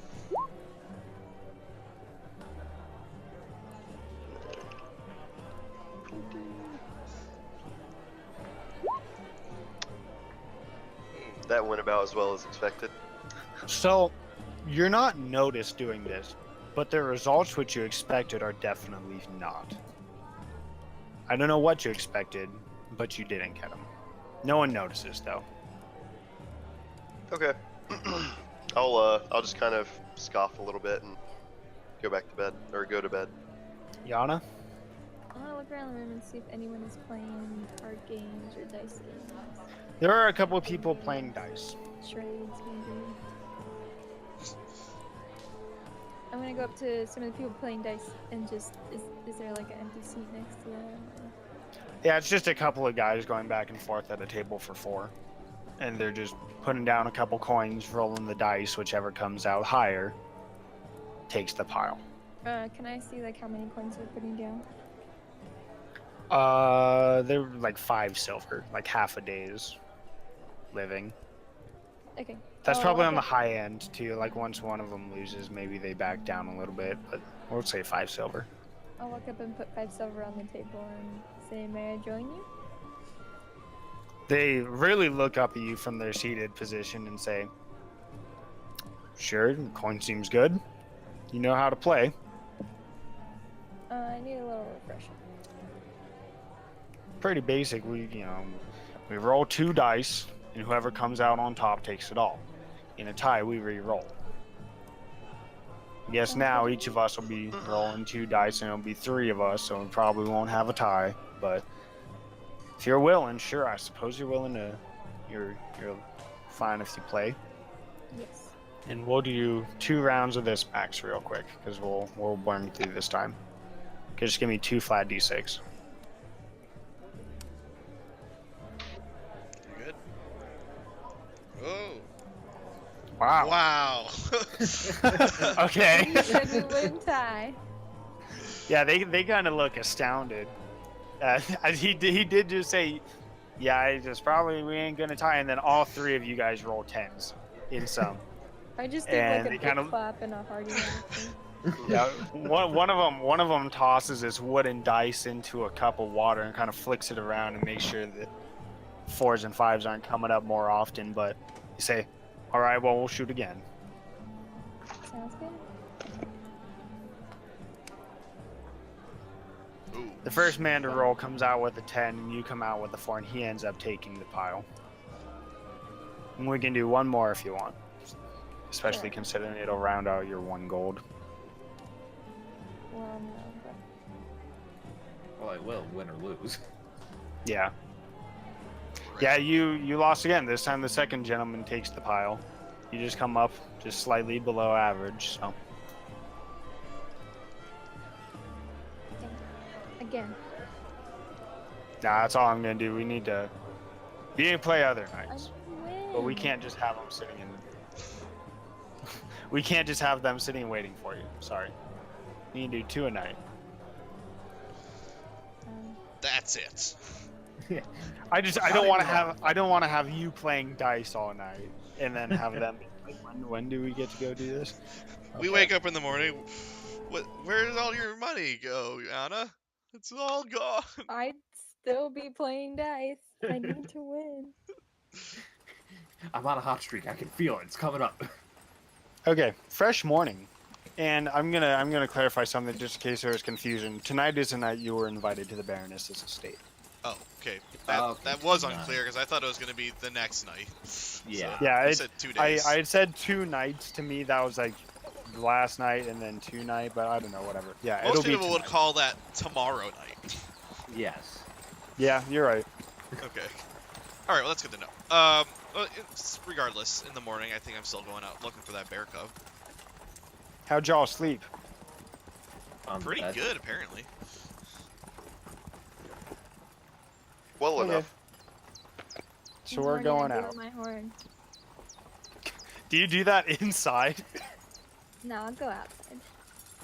Okay. Yeah, as long as you agree with peace and quiet. Blows horn. Going up. Good God. Okay. Peace You and blow the quiet. horn. Everything just shatters.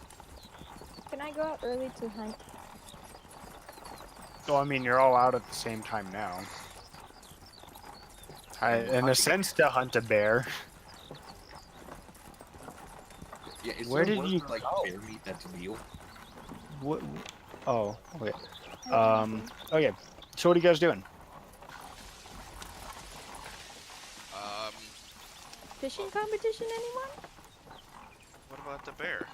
I Seemed heard like word a bit of a gambler there, Yana. I'm not a gambler. I just enjoy competition. I hear word. Oh, so you wouldn't want to put gold on the line in this fishing competition then? No, I just want to catch the most fish.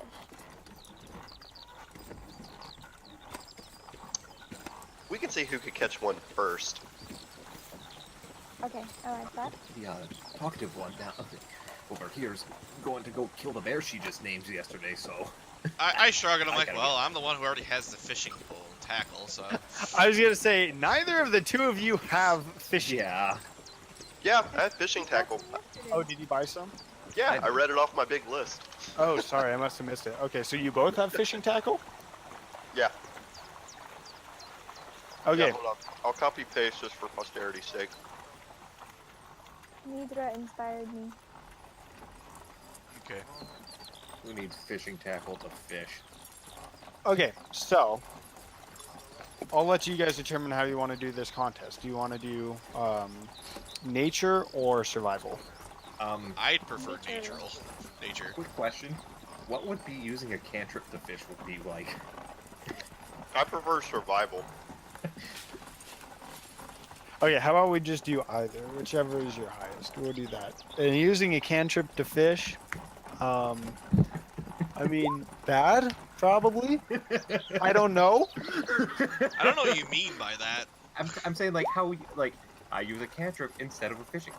Think shotgun fishing, but with a cantrip. Oh. Okay, best 2 out of 3. Neidra's up by 1.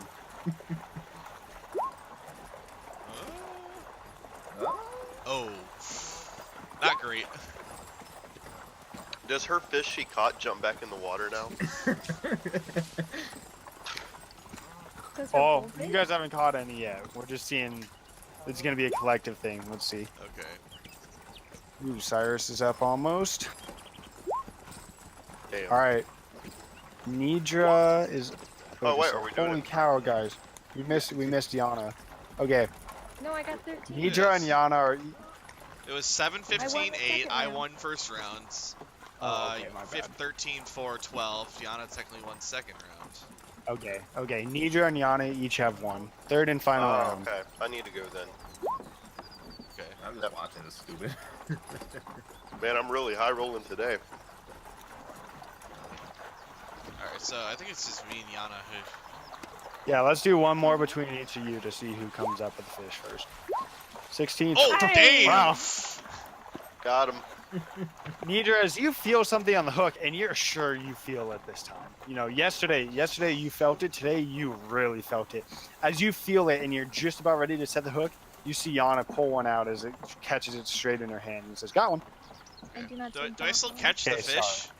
Even if I don't catch Yeah, it you first? still catch the fish. Okay. Yeah, Haha, You get good it. job, guys. Shit, how do I preserve fish? To, like, I that don't is a good question. Salt. Would I know? know. My character would definitely know the answer to this. Oh, there's a I mean, fish salt field is right now. fine. Yeah. Yeah. Okay. You guys also, like, you can buy, like, the common spices and stuff, too. Like, that's fine. Oh, Neidra, you know, if you actually smoke fish, it also preserves them. If you want, I can make a fire for that. Why would you? She thinks about it. She's like, yeah, I haven't seen you burn anything down yet. Here, there's this nice sawmill right here that make a great kindling. I actually was gonna buy like sawdust from the sawmill the other day, but then I changed my mind. Oh my god, that's so dangerous. I was gonna buy like a pound of sawdust or something. Actually, we're already here. Can I just go ahead and still do that? Sure. What do you think a pound of sawdust would cost? You know, there's probably a pile out front. Like, I mean, there's probably just like you a could pile. get a pile like, of, over here. a pound of sawdust. That's a lot of sawdust, but sure. Yeah. What does that look like? How are you carrying a pound of sawdust? What are you putting Put it in this your in? bedroll. Oh damn! I thought about a bag. I can go buy a bag from the outpost to put the sawdust in. Okay. You that's- bought a backpack. Well, yeah, but the backpack is like what I'm Oh, putting everything else Yeah, in. you don't. Yeah. You don't want to have your tinderbox with your sawdust. Or do you?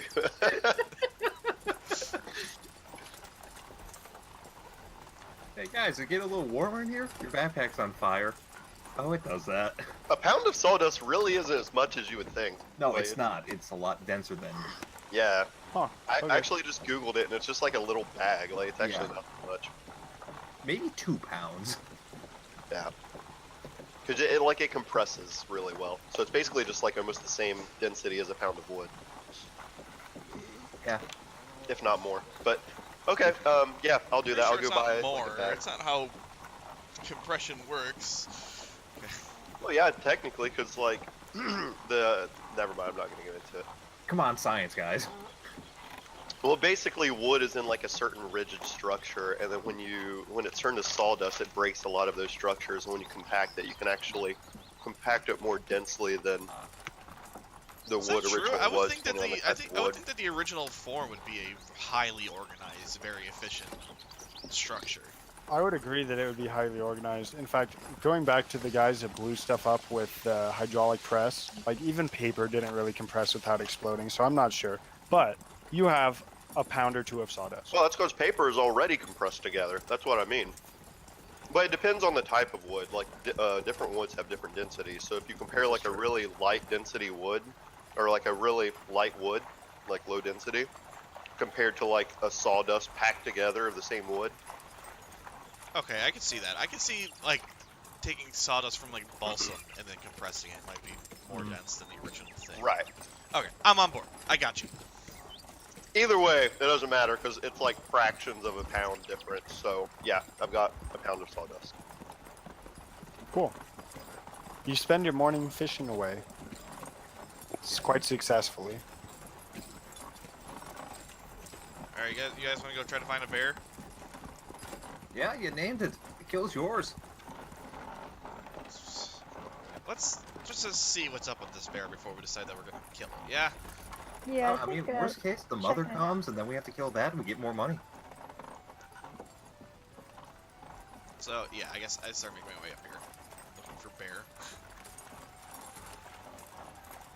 Okay, let's see if I can do this without being a shit DM. Meanwhile, those two are still down there watching the fight. Can everyone control their tokens? Yes. So you end up going a ways upstream. Like you don't see a bear really near the town. And you find yourself in this little part of a woodland area. Okay. I guess I'm just investigating for any signs of a bear. Okay. Go for it. Is that Survival investigation check, or probably. perception? We'll have it be investigation. You're looking for something. It's good because I'm Okay. proficient in investigation. You do not see a bear. I mean, I guess I just. Do I see where this guy's been pushing up to go logging? Like, Yeah, you can see fallen timbers around. Like all up in here is fallen. But yeah. I don't know. I guess I would just go up there and start like sitting over there and start looking around and hanging out for a little bit. Okay. Where are the rest of you going?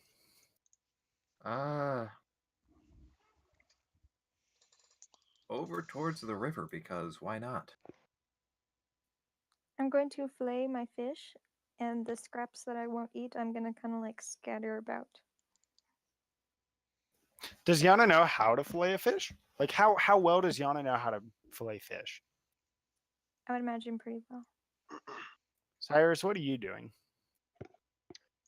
Where is she spreading this fish? Because I'm going as far away from that as I can.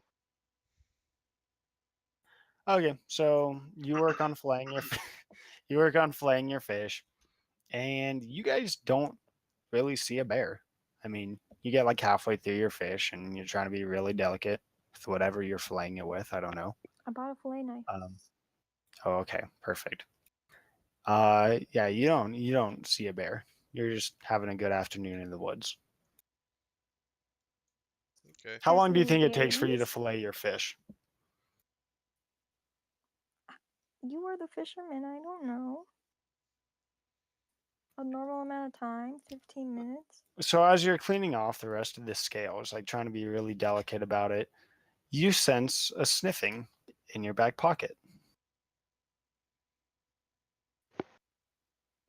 I turn around. There's a cute little bear cub. Hey guys, there's a bear over here. Are you shouting? Because we're kind of far. I offer it a little bit of the fish, the like pieces. It licks your hand and kind of munches on it. Its teeth come a little close to your hand for comfort. Like it's not very good coordination wise with its jaws yet. So I see this, and I'm like observing. I'm like, did you see where it came from? Did I? no, you just felt a nose nudging your pockets. I'm just gonna walk over to Thrognir. Just kind of offhandedly mention to him, I really hope they realize wherever there is a cub, there's a mom. Yeah. And So if I'm there's a staying back mom, here for now. if there's a mom, there's money. Oh, that is a good point. Maybe we should go in. You have another bear cub that kind of comes up and sees you and starts like I do not whimpering. do too. It whimpers as it sees the first one kind of gnawing on these scraps of fish you gave it. Do I have enough scraps for the other one? Yeah, you can toss it some scraps. I kind of Okay. shout over to Yana. I'm like, hey, we want the bears to not come back here. We feed them. I think they're gonna keep coming back. Like, they know they can get food here. But they're so cute. The bears look up at you and lick their chops, and they have big, cute eyes. And I pull the fish out of my Neidra, bag look at and their I big, toss cute it to the eyes. bear. Which bear do you toss it to? The one that hasn't been fed yet. Oh, they've both been fed. Oh, well, I cut it in half and toss half to each of them. They Who kind gets of the growl head? and play and fight over the pieces of the fish with each other. Neidra, we're not supposed to feed the bears. You said they were cute and you were right. They scarf down the rest of the fish and look expectantly at you. I don't have any more I'm gonna fish. slowly back away.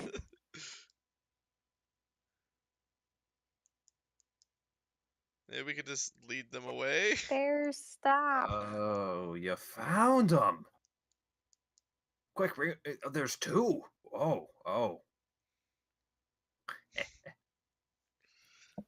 Thrognir, they start kind of sniffing at you now. What does Thrognir keep in his pockets as a snack?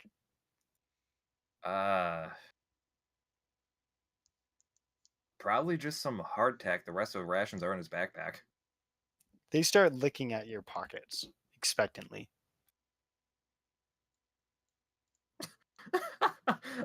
No. That's mine.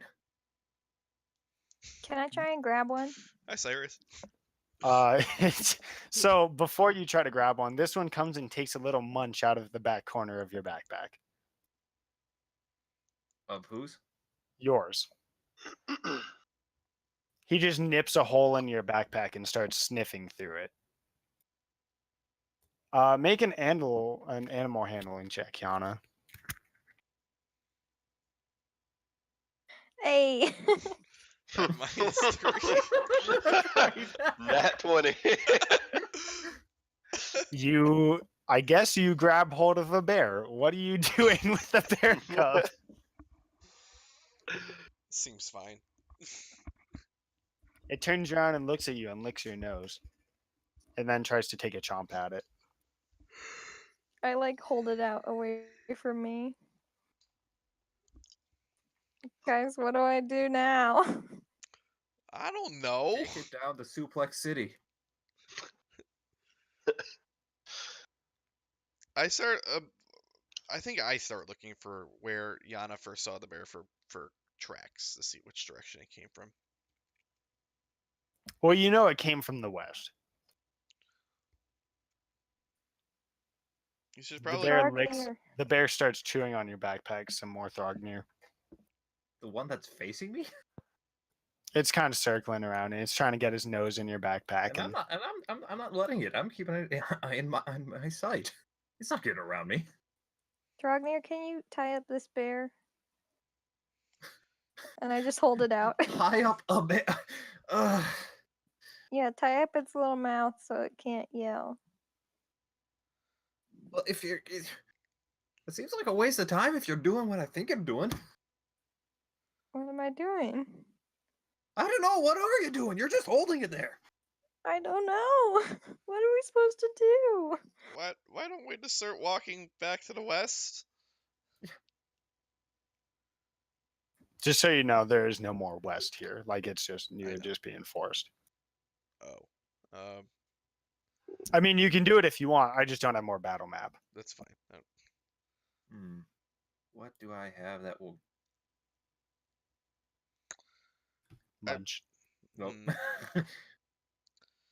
I think about it. I'm like, I could try this, and like, I think I walk over. I'm like, maybe I could try to scare them away so they won't come back. Set the Yana, bear down. The I bear. don't have the bear. I'm not holding a bear. Yana's holding one. I know He's that's not. that's what I was referring. I was talking to both of you. I was trying to get them together that way. I'll put the other first bear next to the other bear. And I'm like, okay. And I tried to prestidigitate like a shower of sparks, hopefully make them run off. Yeah, they kind of, as they see this light, they kind of cover their eyes with their little paws and kind of like cower down. And then one of them looks up and then they kind of start skittering off a bit. And then they see Cyrus and they look at him, kind of interested. Cyrus, come here. Cyrus, one of them licks your ankle. I'm running over here, edging by them, and then kind of. The bear takes an opportunity attack of lick. It definitely licks your ankle. And they both come after you guys a bit more. Well, I'm out of ideas. Now I've been holding back because this is your kill, Neidra. I'm not killing the bears. You named it. I Are you didn't name hardcore the or not? bears? One of them goes and starts playing You in the said you're stream. killing time. Is this one time or is that one time? Neither of them are time. You're gonna be Is there time in a third one minute. I'm unaware of? I didn't name the bear's time. I'm just trying to like do stuff until the dinner party tonight or whatever. Never a bad time to serve bear meat. No. God. Especially whatever this would be the equivalent of veal for bear. Watching you guys deal with baby bears is hilarious. I don't have a solution here. I'm not killing the bears. Cyrus, the bear licks your ankle again and starts kind of like teething on it. Like it's just it's a chomp. Enough to like hurt a little bit, but it's not like trying to bite you outright. I just kind of like shake it off or try to like kick it off. Careful with the bear. I don't mean like kick it. I mean more like use my foot to push it away, if that makes sense. It looks determined and it starts gnawing on your ankle some more. And this one comes over and starts licking at your other ankle. I'm gonna move behind Yana. Yana, the bear you picked up is now all wet from the stream and looks at you expectantly. What bear? Are there any big branches on the ground near me? You're surrounded by trees. But are there any on the ground? Yes. Cyrus, I'm make a dexterity saving throw.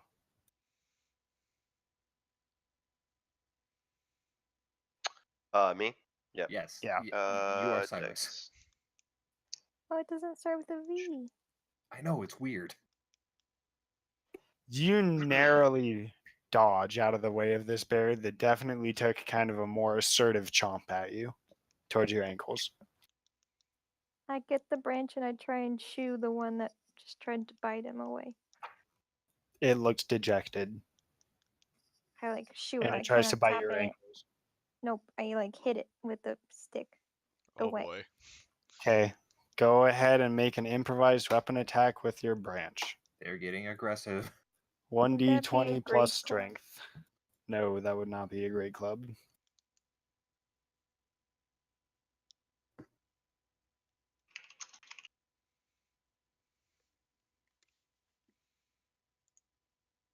I guess you could just do like a strength. Yeah, strength should be Okay. fine. Okay, roll 1d4 plus strength damage.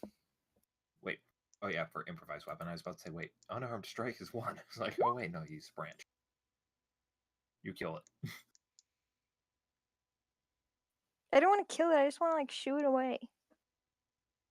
You clobber this bear. You shoot away, Jake. Oh no! The one that was asking for you to hold it earlier just starts crying. Like it Okay, looks guys, so we gotta leave distraught. now. Andy, I didn't want to kill it. But Cyrus, make Look, a perception check. Perception.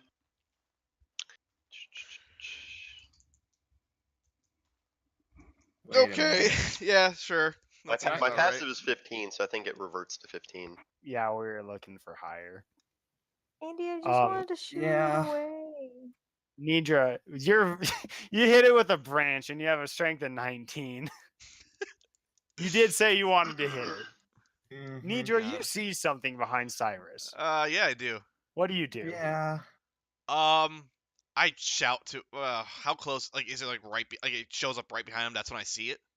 Yeah, it comes out of the woodworks, literally. I freak out and I try to cast Ray of Frost at it. Okay, let's roll for some initiative. Richard, how do I open the initiative thing? It's a little clock. You click on it. Perfect. Okay. Okay. Nope. Wrong. Core. Advanced. Why did that not work? What do you mean? You have to click on. There we go. You have to click on the token and then roll the thing. Yeah. Oh. Of course Bear gets nat 20. Alrighty, boys. Let's see. Ascending. No, descending. Just kidding. Alright, Mother Bear's up first. Does my Ray of Frost not go off beforehand, or is this all? Yeah, you can make that real quick. All right. Cool. called it frostwork for some reason here. I missed. Which sounds pretty on brand.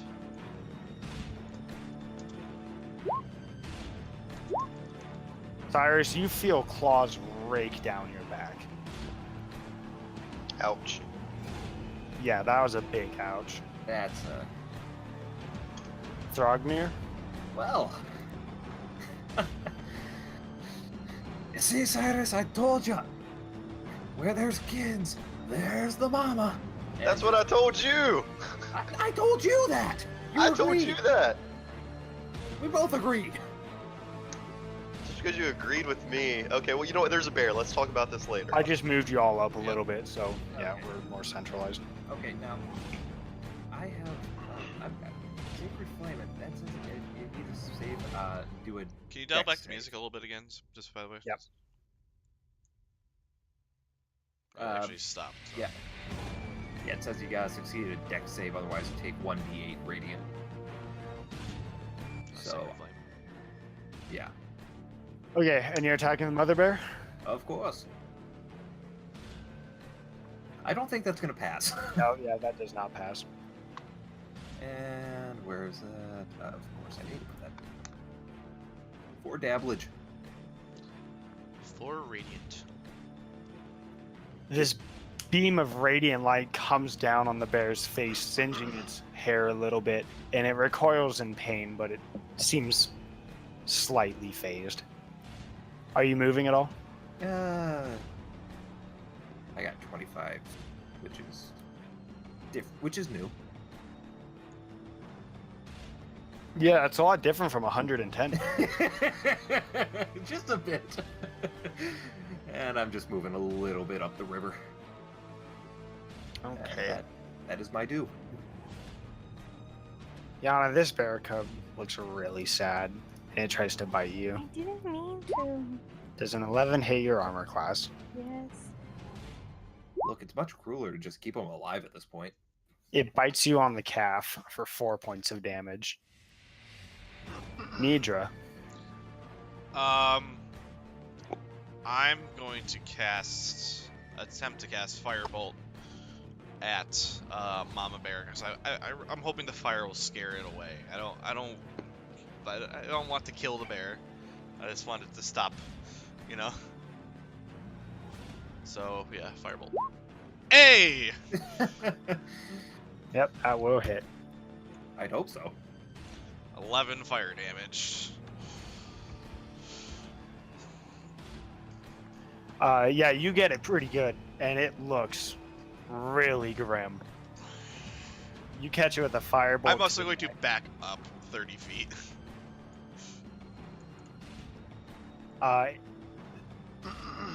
That's weird. Cyrus, it's still looking at you aggressively. Fire, of course, it came from Cyrus. Okay. I actually don't have any of my spells really put in because I wasn't sure if we were actually able to cast spells. But I'm going to use Sacred Flame. Oh, you're doing what I did, huh?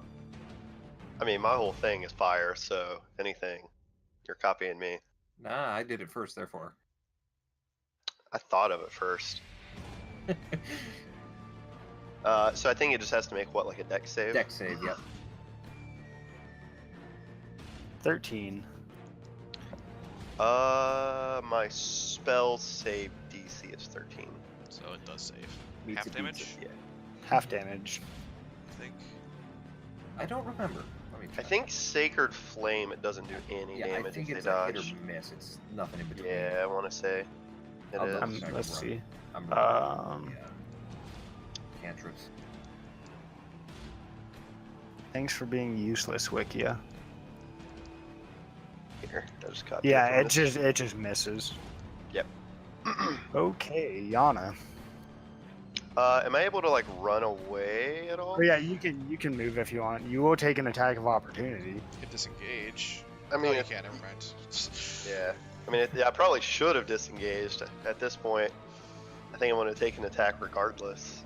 Because the bear's fair. coming up. Wait, so what is my armor class without armor? 10 plus dex. Okay, so 12. Okay, so I got it right. Okay, I thought it was 12, I just wanted to make sure. Yeah, I'm gonna try to run this way. No. And down goes Cyrus. Probably. That's a 17 Yep. for 5 damage. Yep. That'll do it. Alright, Cyrus is unconscious. Can I This is like? going well. Can it slash me while I'm running and I land like a few feet away? Yeah, that makes sense to me.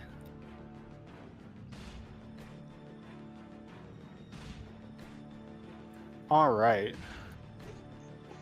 Yana, I you're am up. going to rage. What causes Yana to rage here? This stupid little bear bit my leg. Okay, not me dying. I see how it is. Oh, and that guy No. was bit my leg. Nah. It's also not the fact that she accidentally just clubbed a bear to death, but these are the things. Okay, you're gonna take an attack of I opportunity know. if you do that. Okay. I was gonna get advantage on this bear, but someone ran away. Does 14 hit? Yes, 6 damage. but that is Half for 3. Yep.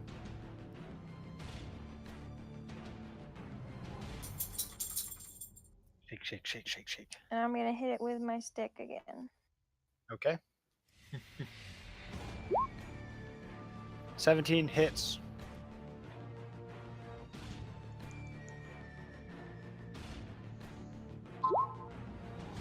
And you club the mother bear down.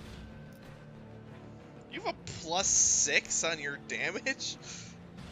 Plus 4 strength, plus 2 for rage. Raging. Oh, rage, right. Is she dead? Yeah, I just suck at DMing on roll 20. Mother bear is dead. And the baby bear behind you wails in despair. Okay, guys, we're gonna adopt this baby bear. Thrognir. You killed its brother and its mother. Honestly, it's crueler to keep it alive. I think I just knocked them unconscious. It's a You I knocked. Yep. They're just asleep. kill The them. big sleep. I'm pretty sure you did enough damage to outright kill it. Like, let's see. no. You say that in battles you don't. If really you kill them specify. if you Only if you don't. specify. Yeah. She did Well, I specify specified I on the didn't first want one. to kill the baby one. Okay, the baby bear is unconscious. But I want the mama bear to be unconscious too. Then, if the baby's unconscious.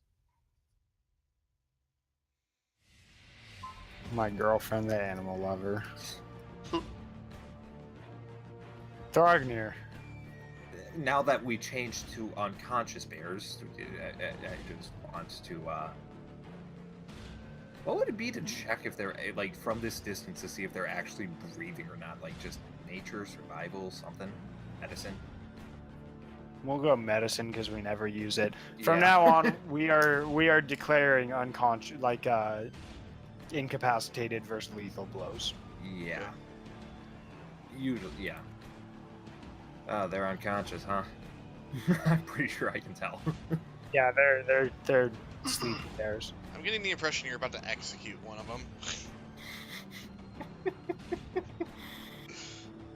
Don't kill them. They will learn their lesson from this. They will learn their. We are the Or dominant maybe bears. they'll bring back the bear militia to raid the town. Yeah. That's not how bears work. Yeah, they'll call. Yeah, it's Don't tell me how my bears work. the brown coats are coming. What do you do, Thrognir? Well.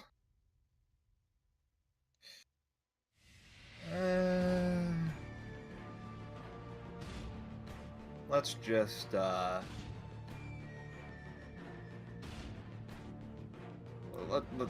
let's poke this boy with some fire. Hopefully, just send some sacred flames his way. He has to be at a DC 14 for Dex. Nope. This poor bear. They are not dexterous. Oh, whoops, wrong one. That's a lot of damage. Okay. Yeah, 6. Unconscious bear. And we can break initiative order for now. Okay. Okay. Going over and getting some of the claws. Just like, I have a hatchet or a hammer if need Holy be. shit. It's still Whoa! alive. No. They're like nails, guys. Do that Okay. to the mom, not the baby. Jesus Christ. You think I'm taking the entire paw? No. I'm kind of on the that you were side. gonna harvest a baby bear's claws with a hammer, so I will just cut off have a some hatchet, fur. too. I'm not buying it that you can use a hatchet to harvest bear claws. I don't know how I'm buying that one. They're I'm just- nails. Gonna cut some fur from the big bear. yeah, that was my plan. And then I'm gonna wait. What? How are you Cyrus, cutting fur what from race this are bear? you? I have a fillet knife. Okay. I'm human. Okay, I'm just gonna yeah, pick him probably up should and we'll fix- go back to the town. Here, let me just do a medicine. What race are you, Yana? I'm a Goliath. Oh, There, I think he's Oh. stabilized at least.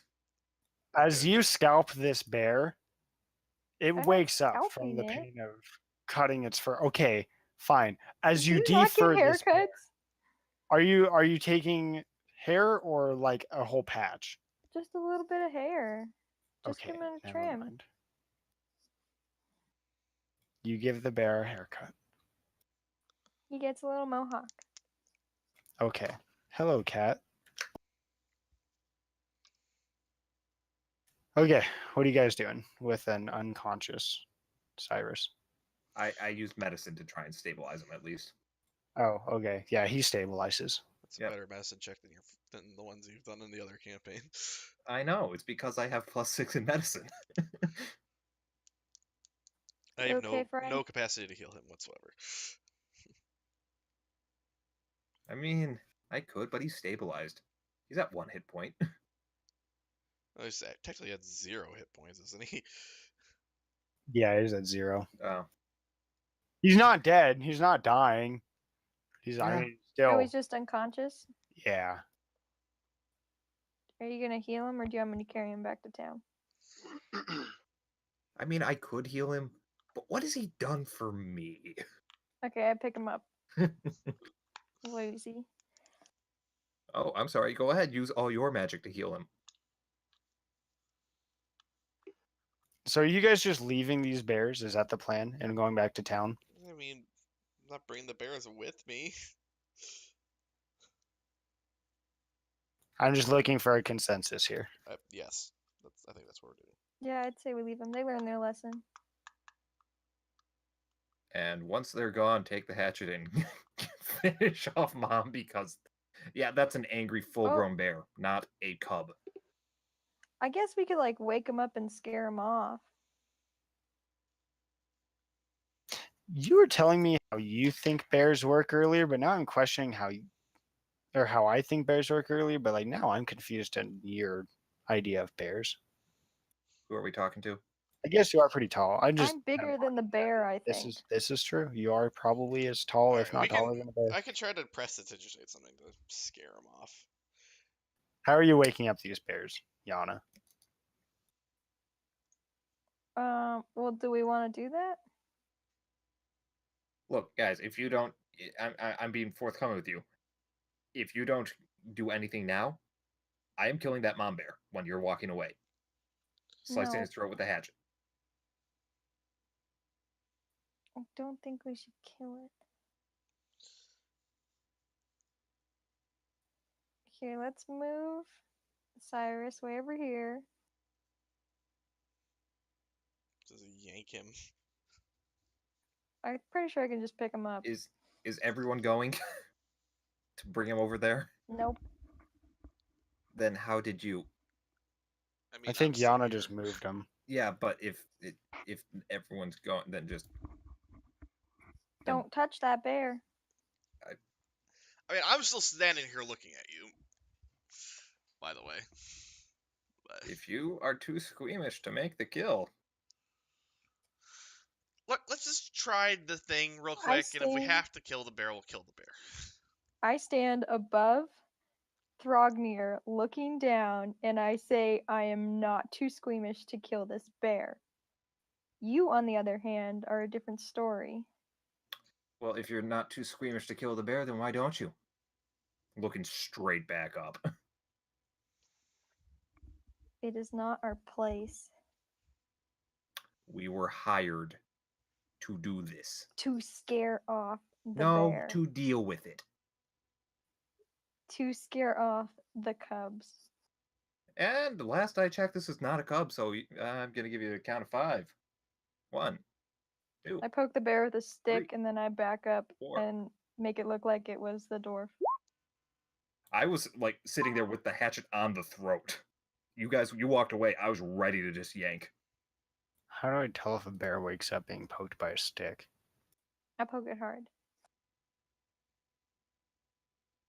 Okay. Thrognir. Yeah. You see the bear start to stir, not get up, but you see its eyes open. As you count to 5, what do? I yanked back the hatchet. I'm slicing and dicing and running. Rip bear. Okay. Did you mean lift back as in No, kill no, it, no, I or- mean- Oh, okay. I said slice and dice. I am cutting. Okay. You're dead bear. Okay. I start to shake one of the cubs awake, and I like as it stirs, I back up. Okay. You have an awake cub. Hardcore, Missy. Someone wake up the other one. I can't. I'm taking Cyrus back. I pick him up and we're leaving. I press to digitate a silver ball in my hand and chuck it into the woods. The bear kind of gets up and just starts like limping away. And it kind of stops at this one. It licks the unconscious, bleeding other bear cub and starts walking. Okay. Did the other one wake up? Yeah, we'll say I woke up. And just for good measure, I also press to digitate some sparks and sort of chase him off a little bit. Yeah, they kind of just limp away into the forest. Well, now that that's dealt with, can I survival check to get some like bear paws or something? Sure. Ouch. I don't, yeah, like you get like a whole paw. Like you just kind of cut the paw. Like you just get this poorly cut bear paw. Which is Okay. fine. It's We just need to it's prove covered that in blood. we dealt with it anyways. So. Yep. That's all we need. We just need proof. All right, let's get back to town, collect some gold from the sawmill, and see if we can prop Cyrus back up. What time is it? It's midday. Time to get a sundial.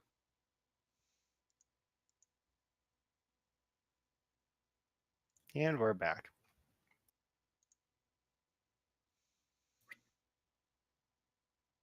You have an unconscious yet stable Cyrus Don't get that in and the a water. bloody bear paw. Okay. I mean, he has the bear paw, so he can. Yep. Going up to Caramel, you know, he's an exotic dancer in his off time. And That's Can we wake Cyrus up with some water or something? He would need rest at least. Like, it's not that he's, like, he is mortally wounded. We woke up the bears. just No, that's my answer. but yeah. Okay, I'll take him back to the inn. Yeah, I follow, and as we get to the inn, I slap down a gold piece for Cyrus's room and board for the night, and say which room can we dump him in. Ha! Saved 1 gold. My plan all along. yeah. Meanwhile, I'm at the thing. Yeah, I took care of that bear all by myself. So who's going to the sawmill? Me. Is that it? Yeah, I mean, I'm more concerned about Cyrus right now than collecting on the bear. So you see Carr, and he looks at you as you present this bloody bear paw, and he says, "Well, it looks a little bigger than the bear I had seen. What all happened to you? Where's the rest of your friends?" There was cubs and mom bears. They don't go too far, you know. And well, let's Why just the say that there's a Are they dead? The Cubs, I can't say. Mom, No, yeah, your friend. that's her. Oh. Oh, you mean those people? Oh, not as far as I'm aware. Okay, well, I guess I owe you guys a good pile of gold. Man, this is almost my entire month's worth, but that's okay. And he hands you a small bag containing 20 gold coins. Okay. Well, yep. Just might want to keep the rest of Mom up there for a while. You know, make sure the little ones don't get any funny ideas. Like a scarecrow almost. A scare bear? I find this deeply disturbing on levels that I can't quite explain. You have completed a quest. Hooray. Yay. Okay, so you guys dump Cyrus in his room. Is anyone staying with him? I'll stay with him. Okay. I'll stay. So Cyrus, how hardy of a person is Cyrus? I mean, fairly hardy. He's had to wander the world and kind of stay to himself. He's a hermit of sorts, so he's used to surviving, and surviving off the land. So, just from that lifestyle, he's a very hardy person. We'll say that with an hour or two of rest, you're able to get back to 1 hit point, and you're having a hard time, but you're up. Does that count as like a short rest? That would make Yeah, you know, we can, if you guys want, you can take a short rest. That's fine. We'll just, if you don't, Cyrus, we'll call it 1 hit die from you for your 1 hit point.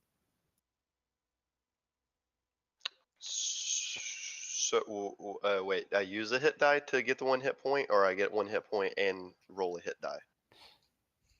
You know, I'll just give you the hit point. I don't know how that works. I need to read up on a lot of stuff, apparently. Stuff we haven't used very much.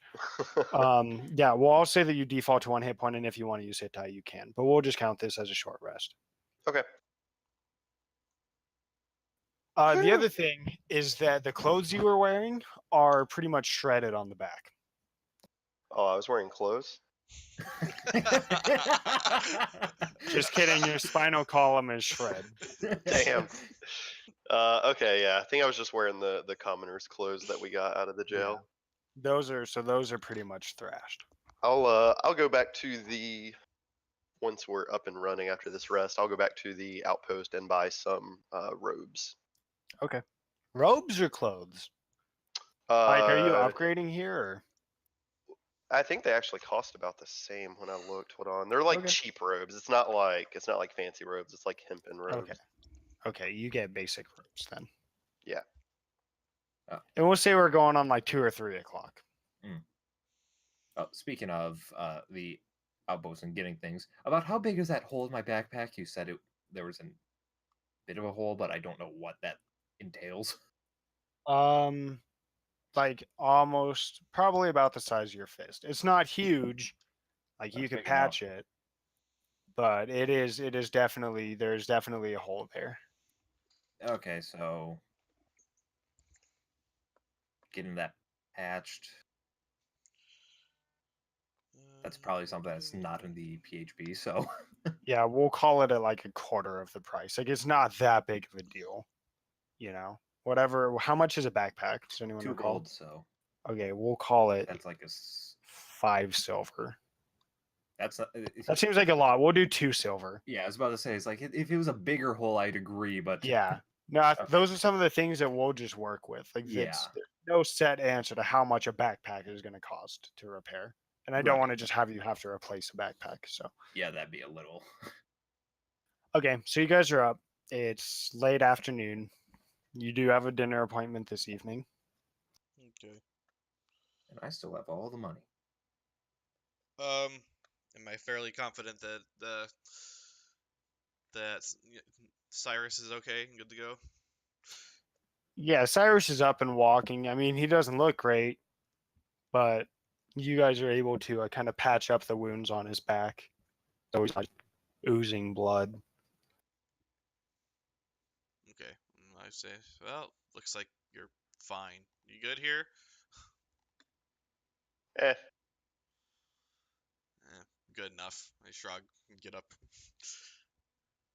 Sorry about that, mate. I only meant to tap the little bear. That's okay. I see. Where is Yana? Where did you go? Oh, you're still up by the water. Yeah, tokens need to Yeah, I leave. think I start walking back towards the sawmill to see if I can either find Throg near her or figure out what's going on with Carr. Find Thrognir, who? Oh, Throg- gotcha. Thrognir went from the sawmill to the outpost, and then is probably just drinking some of that gallon of ale he got. Okay, well, I see you as I come out of Cyrus's room, and I'm like, did you collect on the on the bear? I. Can I have my share, please? What?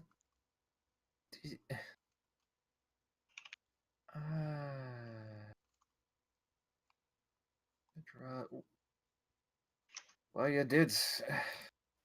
Fine, don't say I never did anything for you. I mean, you've literally never done anything for me. Hey, I gave you a vision from your god or something. 0 damage to that bear, if I recall it correctly. I killed it. I Oh, yeah. tanked it. You're welcome. I killed it. You I can't say did didn't. most of the damage. Fine. Just toss you the 5. Thank you.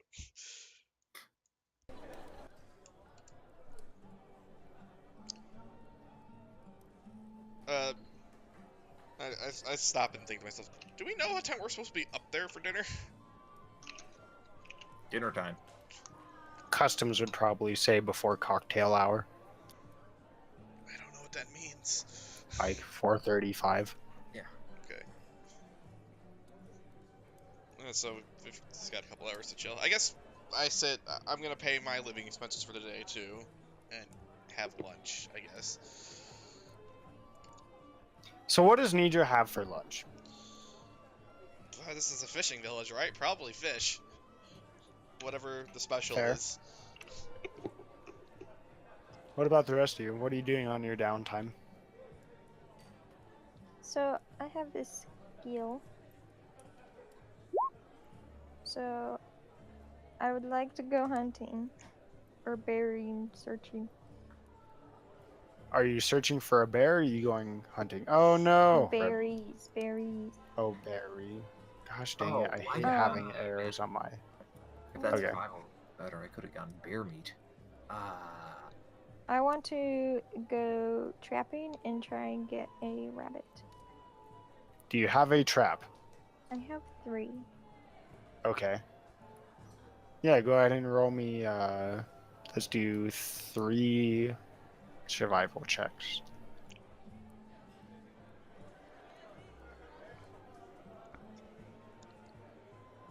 Yeah, you get 1 rabbit. Okay. I'll just spend time in the woods and then clean it up and collect my traps. Okay, you do that. You get some nice rabbit pelt. It's kind of a small rabbit, but it'll do. An 18 is a small rabbit. I mean, Whoops. it's not like rabbits get very big in No. like taiga areas. Well, I want To you especially, it's probably pretty small. Probably like I'm half an from- appetizer plate I'm to you. from northern here. Yes. And you are also 7 feet tall. This is a rabbit. Okay, well, I take the rabbit meat. I will bring it for a gift for dinner. Cool. I think while I'm sitting in the bar, I think I probably actually pop over to like to the bar and ask, oh shoot, what's her name? Tamara. Is she attending bar right now? Yeah, she is. I ask her about the house that's down here to the south. Which one? 4? Yeah. Oh, okay. Yeah, you mention it. She says, "What do you want to know about it?" Just it looks. I mean, there's holes in it and there's like coins jammed in it. It looks abandoned. What's the deal with that place? Man, I haven't been by there in forever. I don't know anything about. I mean, it is abandoned. I don't know anything about coins in it or Something you said. Okay. Anyways, well, we used to have a teacher here, and Aspenwood used to be a pretty good place to come if you were interested in your kids learning something better about the world. But the mine stopped producing, and people started moving away. Families couldn't be supported, and no kids to teach, no teacher to teach any kids, and her house just kind of went abandoned. And the Baron, God rest his soul, ended up patching it up just so we wouldn't have any vagrants getting in it or anything. And the schoolhouse was left open as kind of a public resource for any of the kids that were left. They could go and they could use it as a place to play, and they could play in the schoolyard behind it. And they could read the books at their own leisure. But I guess that it's probably most kids aren't into reading. Okay. It's just so it's like, is it you're not supposed to like? I know it's abandoned. Are you not supposed to go in there? Is anyone gonna yell at me if I go take a look around? Well, it should all be boarded up. The Baron made it pretty clear that he was going to try to preserve the property for when people started moving back to Aspenwood, but he got sick a few years ago. It kind of got neglected, and the Baroness hasn't done anything with it. The Baron used to make sure that we had plenty of trade coming through the town. The Baroness, she was kind of shook up by her husband's death, so it hasn't been as great since. But it's just kind of sat there. Probably wouldn't be the best thing to go through without getting permission from anyone, but I mean, it probably wouldn't hurt anyone if you weren't to get caught. Okay. But I'll Thank just say this is that I didn't hear you ask me about that, and I'll assume that you didn't hear me telling you that not to get caught. Oh, of course. Thank you. She smiles and she goes back to tending to other people. And as something catches your ears, that you hear one table kind of talking about a mine in town. Okay. That she had mentioned that the mine had kind of dried up, and you hear a couple other people mentioning it. Maybe they overheard you and Tamira talking, but someone else at another table does mention a mine. I tip Tamara a silver piece as I walk away. Okay. Yana, is that where you were trapping at? Well, where's the forest? I mean, there's forest all over, but was that where you went to go try to catch rabbits? I'll do that here. How did you get there? Like, where did you is walk? this the mine? Well, you're up on a hill now. If you're walking that way, you do notice that area is pretty well traveled. It right about there is an entryway to a mine. Oh, neat. Can I go around it? I mean, you can go out of the town and up the hillside. That's fine. Like, you could get up there. I'm not saying you can't. I just wanted to know, like, how you're getting up there. Yeah, I'll go that way. I'll just go around. Okay. So what else are you guys doing? I mean, Grognir's was probably sitting at the bar and heard that entire conversation just as he was eating fish and drinking a mug of ale for his meal. How much? That sounds familiar. How much time did Thrognir spend in mines? Are you a mine hill dwarf, or are you kind of an outside dwarf? He was in the mines, but he kind of was kicked out of the mines for being bad for morale. Let's put it lightly. Okay. You would probably know that Aspenwood at one point did have a coal mine. We'll say it jogs back into your memory. Yeah. Albeit ran by mostly plebeian humans who, of course, Yes. the dwarves. Right, Jimmy, just look, they reach 80 and then they just croak. It's just... What is Cyrus doing? I think for the moment he's just kind of recovering a bit, just kind of regaining his composure. How do you feel about being bested by a bear? How does that affect Cyrus? Or does he just kind of overlook it, like, it happens? I mean, like I said, he's survived in the wilderness before. He understands the potency of some of these animals, and especially when you get ambushed, there's sometimes just not much you could do if you're ill-equipped or unprepared, and he just kind of takes that as a lesson for next time. Okay. So unless anyone has anything else they'd like to do, we can fast forward to about 4 o'clock. I 4:30. I do want to check out this house, but I guess I don't have to do it right now. Oh, sure. No, yeah, we can. I mean, we can make it quick. I just wanna like take a look around the house, and I'm looking for any like obvious ways in. Like I sort of do a lap around to see if I can figure out a way into the building, or just determine what the best way to do that would be.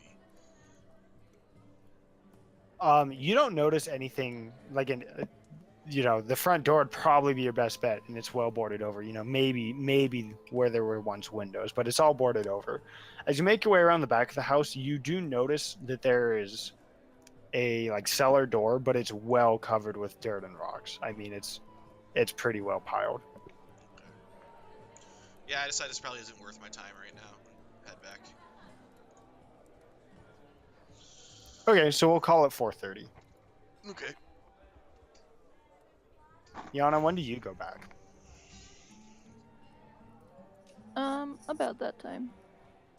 Okay. How are you going to prepare the rabbit? How does Yana prepare the rabbit? Does Yana know how to cook very well? Who's the cook of the party? Or maybe there's multiple. I would say it's our local barbecue expert.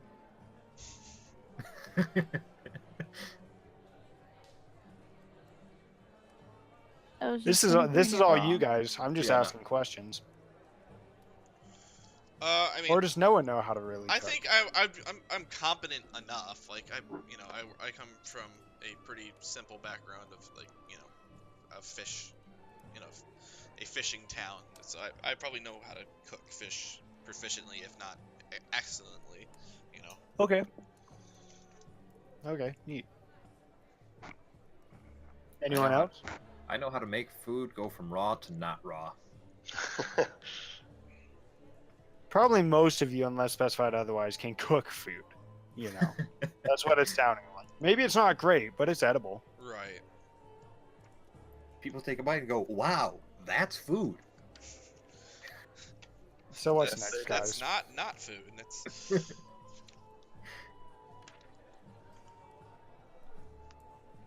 So, yeah. My level of cooking is passable at best. Do I feel like I'm missing skills I'm supposed to be proficient in.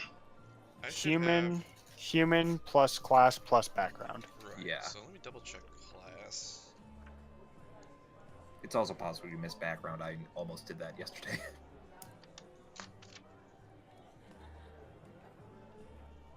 You guys keep talking. Sorry, I'm just Yeah. sorting my own shit out. Oh, well, so if we're just going to be kind of waiting around for an hour, let's see what's up at this well here. Choose two. I guess it's only 5. Yeah. Okay, who are you taking anyone with you?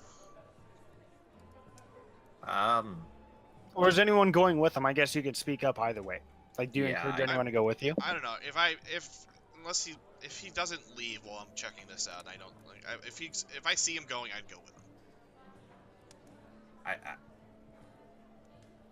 him. Did you immediately go check out the home after talking to Tomorrow after that, or whatever her name was? Yeah, I did. I was probably still eating then, so if it took like 5 minutes, you probably would have seen me leaving, Okay, because yeah. Eating, and you don't leave a mug of ale on the bar counter, and you don't take it with you, because then people yell at you and say, "Hey, you have to pay for that mug of ale," and you say, "Oh, I paid for that mug of ale." So Yana, are you back by the time they leave? Yeah, but I don't want to go. Okay, and Cyrus, what about you? By the time they leave for the Baroness? No, for No. well. They're going to the schoolhouse, to the well. Oh, the schoolhouse. Oh, the well. Yep. I mean, I'll follow him. Yeah, sure. And you still have a crossbow or cross and skull. Oh yeah. Crossbones. Yeah, a crossbow and skull. I'm sorry, I'm not good at this yet. Okay. No, he can do that too. He can get rid of that, so it was equally on him. So, as you're around the corner of the schoolhouse, you see a trio of scruffy-looking vagrants sitting against the back of the building within the yard. They shift uneasily as they see you turn the corner of the building, and they quickly begin to whisper to one another. I'd give him a wide berth. Eh. Rumors already spreading.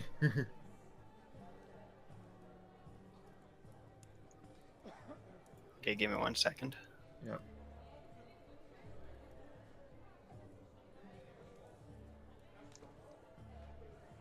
Okay, there we go. Okay. Okay, so you're in the schoolyard. Yep. I mean, it's pretty nondescript. There's a well. There's I mean, there's a bucket going into it. The rope is solid. It's there. Now, I've heard nasty rumors about people pissing in the well. Does that seem to be true? Do you say that out loud? Yes, just talking to myself. Yeah, apparently that fishmonger over there, people piss in this well. I mean, to each their own, I guess. One of the vagrants looks over at you and kind of spits in your direction, and he says, "Keep your nose out of it if you know what's best for you." All right, well, I lean let's over. I'm see. like, it does smell pretty bad. You probably should keep your nose out of it. Yeah, you can see like there are pee stains on the well. Like this Yeah. is Yeah. there's definitely been urination into the well. It is there. Oh, what? You afraid someone's gonna be taking your pissing pot? Hey, look, you better back off of a yard if you don't want to. You know, we don't appreciate any strangers back here, and it's hard enough living in the cold, so leave us be. At least you have an inn to stay in. We don't have a coin to our name. The best we have is to sit behind this schoolhouse and try to stay out of the wind every night. Have you ever Stop tried? making fun of us. What else are we supposed to do? Have you considered going in the schoolhouse? It has a door that you can go right in. Oh, it's hardly better. walls. You probably seen inside. The walls are decrepit. The door doesn't close. The windows are busted open. What do you think we're supposed to do? It's gonna be just as bad. At least here we have the face of the cliff to keep us. And at protected least there you have a roof over your head, you numpties. I pull 2 silver pieces each out of. I pull 6 silver pieces out of my pocket and say, "Tell you what. Take these. You can, you know, eat well tonight. We don't want any trouble." They look at you suspiciously. Are you being genuine? Yeah. Okay. Yeah, they kind of. Whoops. Took the schoolhouse text. They kind of come over and take the coin and go towards the inn. I start looking around the schoolyard. It's pretty plain. It's just a yard. I mean, you can see some like really, really busted up like dolls and wooden toys. You know, they've probably been out in the weather for a year or two at this point. They're pretty much trashed. But there's a fence that used to go around the back edge just to keep the kids away from the rock face. But it's other than that, it's pretty plain. Hmm.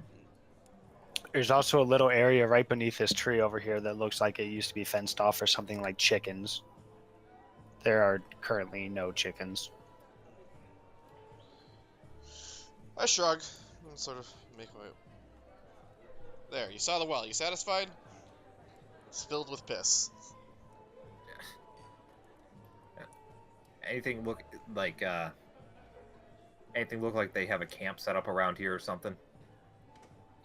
Yeah, they have like a couple belongings that they packed up with them. I mean, it was very minimal. It was like tarnished bedrolls, maybe a tarp, like a canvas tarp of some sort to put overhead. It was, but they cleaned up pretty good. Hmm. They weren't leaving stuff around. Right. Okay. Yana, you see these 3 vagrants kind of walk in, and they are by far the least well-dressed and most obviously poor people in the bar. They catch some glances as they come in.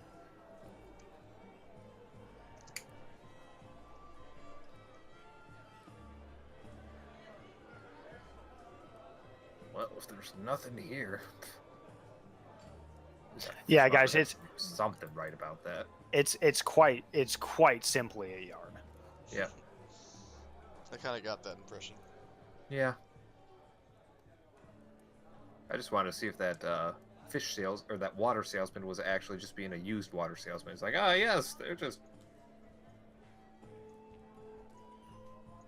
Now, yeah, you can discern that the advertisement of fresh water to those who maybe couldn't make their way out to the river to carry water back or something might actually be legitimate. It's really a shame though, because they're like 50 more feet from the river. Yeah. Weird. Okay. Yeah, I head back to the inn. Okay. Yeah. We're pushing on 4:30, 5 o'clock. Okay. Can I talk to Tamira? Yeah, sure. Excuse me, Tamira. Do you have a good cook in the back? I mean, I do most of the cooking myself. Sometimes I'll have someone come in to do a little bit of prep, chop the carrots and the onions. But I mean, to be honest, most of it's just done in, it's done in bulk. Try to do soup, stew, stuff that I can keep going. So when I serve it, it stays pretty. Anyways, I mean, I guess that I'm probably the best person the only person to really cook here. Do you think you could cook me up this rabbit? I'd like to bring it to the Baroness. Why are you taking a gift to the bed? Like, sure, I can do that for you. I don't know how you want to prepare. Why are you taking a gift up to the Baroness, though? I think it's just only polite. Okay, well, what do you want me to do with it? I can do my best. I mean, I can't really promise too much, but I can try. Just a simple fried up with some onion, garlic, a little bit of seasoning. It should be good. Okay, and she does that. She doesn't use a lot of vegetables. They're there, but No, just the meat, she yeah, salts fine. it, and there's she cooks it up. It looks like a pretty good job, and then there's some vegetables off to the side, and she puts it in a large wooden bowl with a cover for it. She says, "Look, I would appreciate the bowl back. Otherwise, I'm gonna have to put it on a room charge for you at some point. But I'm sure you'll be able to bring it back for me." Oh yeah, I'll bring it back. Is there anything? Can I pay you for this cooking? Don't worry about it. We'll work it out some other time. It's okay. In fact, if you're getting ready for dinner, it's probably about time you head on up there. She's not the type of lady you'd want to keep waiting. I don't think she's not like she's not like most of us. She's kind of impatient. Agreed. Okay. Well, thank you. Before we head out, I sneak back into my room and I try to prestidigitate my clothes clean again. Okay, let's go another D20. Let's see how you do. We'll do a D20 plus 1 this time.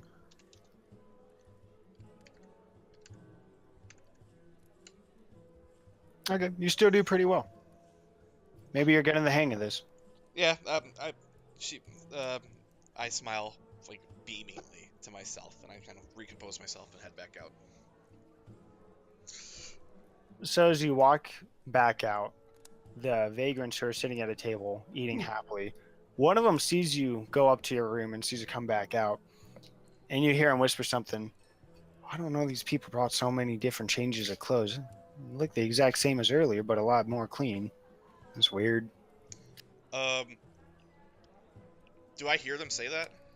Yeah, like very hushed. I get like I immediately like head like chin down the chest, like face down, like I sort of like scurry out the door, like I'm out of there. Okay. Well, what are you guys doing?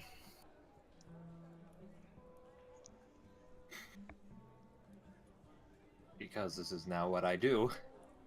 Walking out the door, right as I'm about to like turn around from the door itself.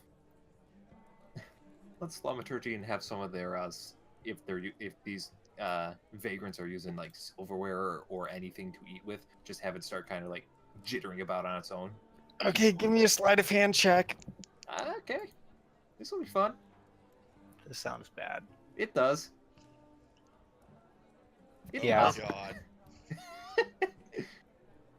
So it just looks like almost like a tremor hits this table, and their bowls start shaking, and one of them gets a couple drops of this piping hot soup they were having that kind of goes onto their, albeit completely tattered clothes, and they turn around and look at you and say, "The fuck was that?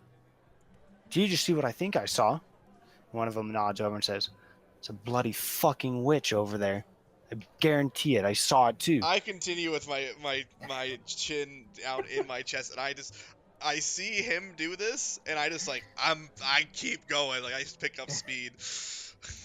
So, as you're walking out the door, Thrognir, Yeah. you hear one of them yell, "Hold it!" And he stands up, and he kind of puts his hands beneath his cloak, kind of with his hands on his hips. And you see a wooden club beneath his cloak, and he says, "I did not see any more of that type of bullshit around here. We don't take kindly to them, and that's all of us."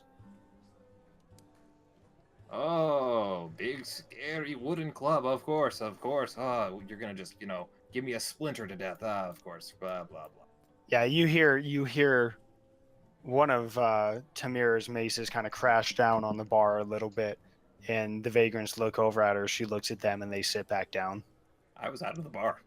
I'm safe. Okay, Yana, are you going with them? Yeah. Okay, how are we doing on time, by the way, guys? I mean, we've been going for a bit, but I have to work later, but I'm in no rush right now. Okay, well, that's okay. I can go We'll, for like we'll another wrap hour up if today you wanted and then to. call it. Okay. Okay. So you guys headed up to the estate? I figure as yeah. much.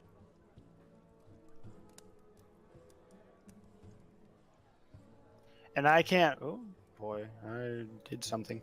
I can't emphasize this enough. Like, this is your guys' stuff. I'm only gonna do what you guys ask and tell me. That's why I'm fucking with the locals. I shoot And I'm Throgner a retarded. glare as he comes up behind me. What'd you do that for? Do what? Insult a bunch of just what? Draw Those attention people? to yourself. You trying to get us killed? Nah. Worst case, they get killed. Okay, you guys make it up to the estate. Oh, For some reason, I thought that was like a freaking 40k crusader. No, in fact, that was a totally incorrect token. Stand by. Malfunction. I don't know what token we're talking about. You didn't see it in time then. Dang. There is no token.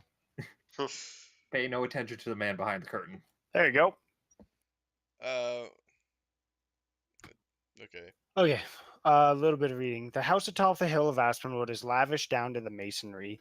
Well-manicured grass lies beneath white stepping stones leading to a pair of large doors, in front of which stands a stout man whose hand rests atop the hilt of a massive grounded warhammer. A large shield is strapped to his left arm, however, it doesn't seem to disrupt his balance in the slightest. So you approach, he says, "Your names," the man asks simply. Impatiently, he quickly says, "Your names, please."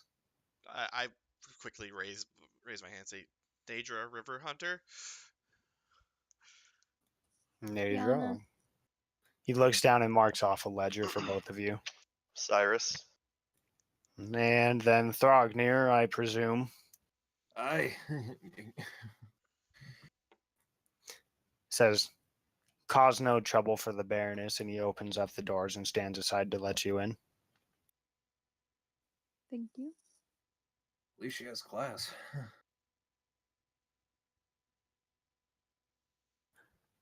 The man opens the door and gestures you inside. You find yourself in a well-lit cobblestone entryway adorned with fine rugs. Two staircases lead to a second and presumably third floor, while two sets of doors lead to the north and the west.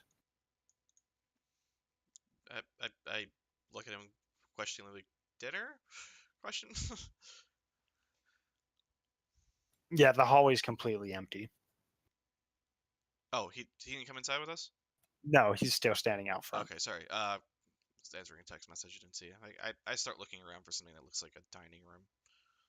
I peek left, peek right. I guess I would peek. Is this door open? No, everything's closed. Okay. I mean, there's stairs, but Now I'm going to roll the most useless of all rolls in the history of rolls: stoneworking history. Hot damn. it's pretty nice stone. What do you want to know? This is near the mountains with the dwarves? Anything stick out to me like specifically like this came from X, Y, or Z, or does this look local? It's so local. This was carved like it's not. This was carved from the ground. Like they carved a Okay. mountain to make this. This is all standing. Like this is all one piece of stone that has been intricately carved. This was not Dang. pieced together. Yeah, this is high quality. So how do you guys go about being in this entryway alone? I don't know. I think I'm just sort of like tapping on my. Did he say that they would be along shortly, or did he just let us in the door? I don't remember what he said. No, he just lets you through the door. I think I sort of like look around. I'm like, hello, and I sort of like do that quietly, and then maybe raise my voice if no one answers. From the door to the north, they come flying open, and you see Baroness Riverwatch, and she says, "Oh my goodness, I'm so sorry. I wasn't expecting you for another 15 or maybe 20 minutes. Oh my goodness. Okay. My apologies. Yeah, sure. Absolutely. You know, let me go make sure that the servants have dinner ready. Please come make yourselves comfortable by the fire. Come take a seat." And she gestures you in through the doorway. I follow. Yep. Whoever goes in there first will see her poking her head through these doors and not quite screaming, but close, very harshly saying, "You better get the dinner ready very quickly. Our guests are early. Get it together, people." And she closes the doors and turns around and says, "I'm sorry about that." Hard to find good help these days, huh? I apologize that I wasn't actually sure what time to be here. We figured earlier would be better than later. Just didn't want to keep you waiting. Oh, it's not a problem. I was quite brief with you earlier in town. And she goes over and kind of stands by the fire and looks out the windows to the north. So tell me about yourselves. Who are you? What exactly did you do to get the fine trip to Aspenwood, which I'm sure you enjoyed? I brought you a rabbit. I don't think that got you sent to jail, though. Excuse me? Here, I thought I'd bring something to the dinner party, and I hand her my bowl of rabbit. I just need the bowl back. She she smiles and walks over and places it on the table, and she says, "This looks wonderful. This will be great with dinner." So what do you guys say? Talk. Look, you show a bunch of backwards hicks something a little more exciting than what a pick is and just a general funeral. You show them a little bit of razzle dazzle, and then someone gets the bright idea to go up and poke it, and then they just lose their fingers. And how is that my fault when someone is so dumb as to go up and poke something like that? Lose their fingers. I'm backing away from Throgneer. Am I to understand that you might be speaking in reference to the arcane? Yes, if you remember how I introduced myself. I'm a magician. That is true. You know, it's interesting. Most people of Aspenwood don't appreciate the arcane. Unfortunately, what they don't see it is as a tool that it is. It can be quite useful at times. Unfortunately, at some other times, it's not. Yeah, Here, your secret is safe with me. Yeah. I don't mind you practicing the arcane, spare burning down my house, but I trust that you will be able to keep it under your control as a great magician. Oh, yes, of course. Didn't even let me try and put the poor bastard's fingers back on. Could have done that. But no, oh, he's a burn him. Oh, no. She looks at you as you say that and she says, "How?" I've been known to at least an occasion ear wounds of sorts. And I figure if, get the fingers back fast enough, could have just put them on. Maybe they might have been backwards, but they would have been on. Interesting. So you might say that you are adept in necromancy? No. So your healing is quite limited. Yes, but moving fast. I don't know. Can I? when she says when she's talking about necromancy, I'm wondering what if that's something of particular interest to her. Can I roll an insight check on her? Yeah, sure. Yeah, that's It is definitely of interest to her. man. If only she had a dead husband or something that she wanted to have back. I mean, what? I think of it. I sort of look at her. I'm like, what are you like? What's your interest in necromancy? It's nothing in particular. It would be nice to be able to revisit some old friends, but I'm afraid that I would need someone more, with no offense to you, capable per se. Well, of course. I mean, I wouldn't know anything about necromancy or magic at all, and I kind of quietly take a seat somewhere. Bringing back stiff snap. Let's do something fun here. Because I can make Roll20 work, and I'm good at this.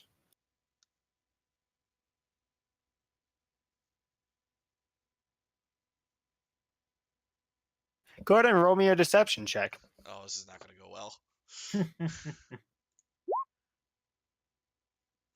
So you say that you're not in tune with the arcane then? Is that what I'm to understand? Why would I? You know, it's strange. Nervously. There's a good number of people that still practice the arcane and try to hide it. And she looks you up and down and looks at your clothes. In fact, those are the same clothes you were wearing yesterday, are they not? Perhaps. Yeah, she doesn't hide it very well, does she? It's interesting I that cleaned them this you afternoon. are. Yes, I also did hear that you had taken a day trip out prior today. Anyways, I suppose it's none of my immediate concern. And as she says that, servants come pouring out of the rooms to the south with food and set the table. So the dining room is recognizable from the doorway. The rich smells of honey ham, baked potatoes, fresh bread, and roasted chicken fills the air. Fireplace crackles in the far corner of the room, and a pot of soup simmers from within. The windows to the northern side of the room offer a view of the river, which flows along the countryside from the spine of the world. So, dinner is served. Where does the Baroness sit? Where do you sit? I'm looking for what I think is the Baroness seat, and I want to sit as far away from her as possible. There's no head of the table. Yeah, that's what I was looking for. It's like, damn, where could I take the head of the table? The center is also like the head because you're the center. I think I sit over in this corner. I think the food over here looks better. I mean, Yana takes 2 chairs because she is giant. You can use Alt to adjust if you care.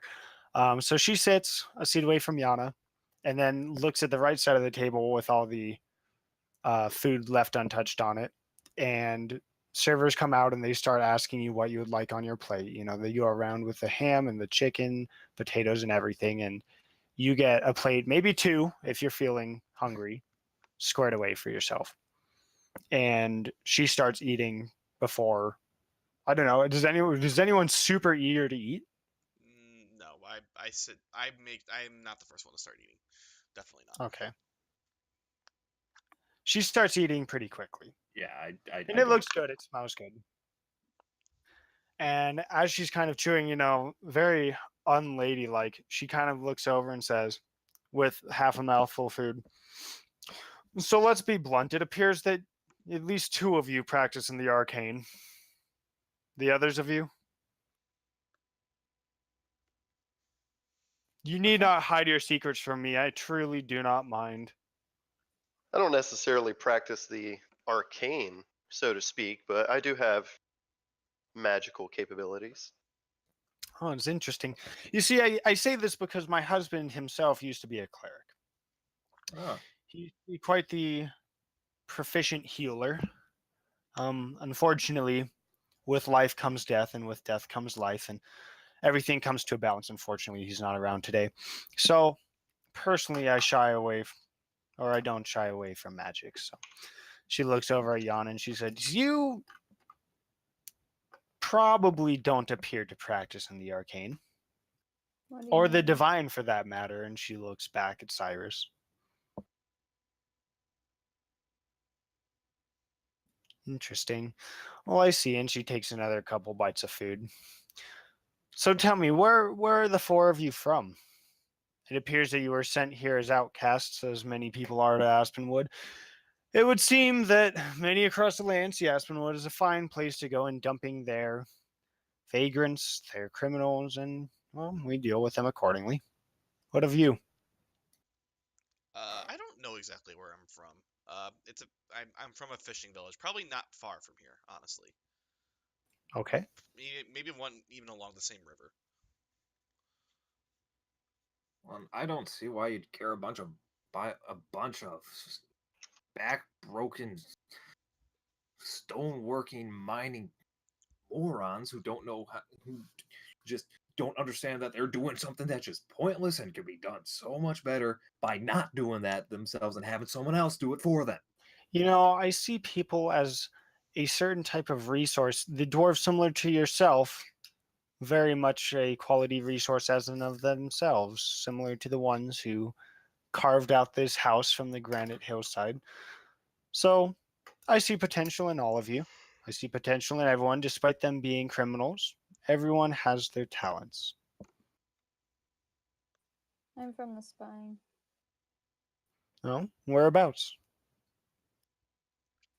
Just north. I see. And what about you, Cyrus? Uh, you know, I've been a little bit of everywhere, from a little bit of everywhere, traveled kind of the corners of the earth, so to speak. I don't really have a home or one that I would like to claim. Fair enough, a traveler you are. Well, it's a pleasure to have you all here, and I hope that you stay in Aspenwood for as long as you like. It seems like you may have something to provide to the city after all. And as well, perhaps a city is incorrect, maybe a town of diminishing size. And, anyways, I hope that you are able to make yourselves at home for the time you're here. We heard a girl is missing. Yeah, was that about someone? I heard that like someone's wife reported her missing like a year ago. I assume you've heard rumors of my daughter then. Oh, yes, in that case. To be quite frank with you, I've given up hope in finding her. After my husband passed away, she didn't care to stay with me, and despite her young age, she took it upon herself to leave the residence and try to make a way on her own.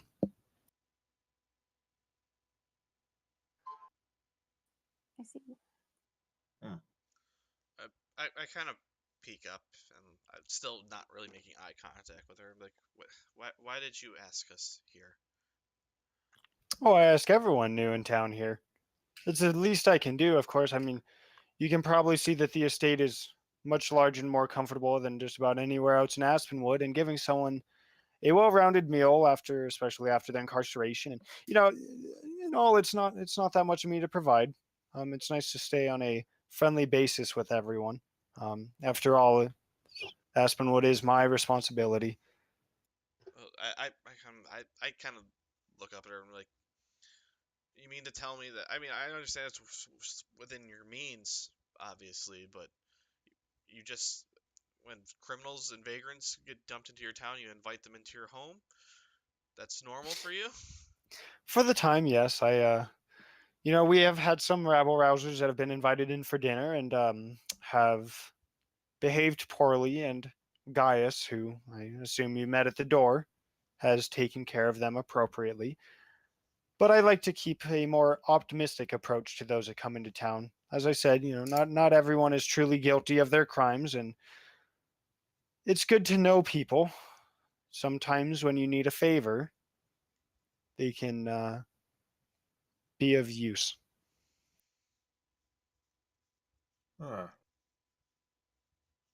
Hmm. And as you said, a simple meal is but the least I can do, and quite frankly, being able to have a large meal with many options is within my best interest, as well as I quite find the food to be quite delicious. So it's kind of an excuse for me, but I'm sure it's simply a meal.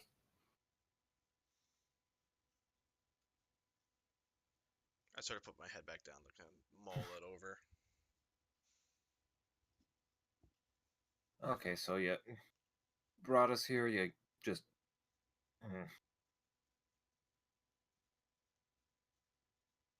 You're sure? There's no catch. There's nothing. Oh, well, now that I've done this for you, I need you to go out and go. I suppose that if I was to call upon you for something, perhaps an errand or something, then I would hope that you would be willing to do me a favor. But no, there's nothing in mind. I truly don't miss to mislead you. Everyone that's entered into Aspenwood is invited for dinner. In fact, it's kind of surprising to me that you four are the only ones to join me tonight, as you see that I often seat many more. But this is nothing too out of the ordinary. It's simply trying to be accommodating to you in a city, or once again a town that is, well, small and Do it look sparsely like. populated. I suppose you could say that. If you don't mind me asking, where do you get your wealth? Well, I suppose you could say that I married into it. I had wealth to begin with, but most of the wealth did come from Baron Riverwatch before his passing. But going from a family of three to a family of one cuts down on many expenses, and with minor taxes from the town, trust me, I do mean minor. I take very little. I make sure that everyone can survive as long as they work. Because it's a minor town, they get minor taxes? She snickers a bit. It's enough to keep everything going.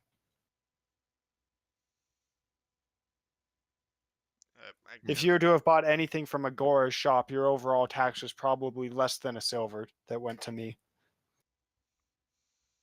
I kind of consider my gear like okay. Says, well, we're here now. Do you know if there's any work that can be had in the town? Well, there's always a mines to explore, although, to be quite frank, they're practically useless now. Most of the dwarves that reside in Aspenwood stay in the mines. They don't much care to associate with anyone else that stays in the town. Sometimes they'll come out to pick up provisions. Agora often does custom orders for them, which is delivered straight to the mines by her son. But other than that, they stay in there. It's a fairly quiet town. They just, well, they send people here to get them out of the way, away from places like Neverwinter and El Terrell, and, well, here you find yourselves. Why have they been Ain't that the dumping? truth? Why have they been exiling so many people? Exile is a very strong word, but not perhaps inappropriate. I mean, it's much less expensive than keeping them in prison. Of course, places such as Neverwinter wouldn't like to partake in public executions, which would be much cheaper to begin with. They generally take a more humane approach. To be truthful, we even get some from the dwarven mines to the northeast. They come from all over, and this is just one of many dumping places that they send people to try to keep the cities nice. It's an effort. It's an effort of conservation for the upper class, I suppose. Well, it did work out for Fantasy Australia. I was about to make that goddamn joke. Not a bad parallel, to be fair. I'm going to take a quick 1 minute break and let you guys think of anything else you want to ask. Other than that, we'll wrap up dinner. Okay. Where did this meat come from? Now I'm hungry. Me too. Got ham, and I mean the chicken coop we saw, but that was empty. This is a fishing town. Do they just like fish pigs? Is that what they do?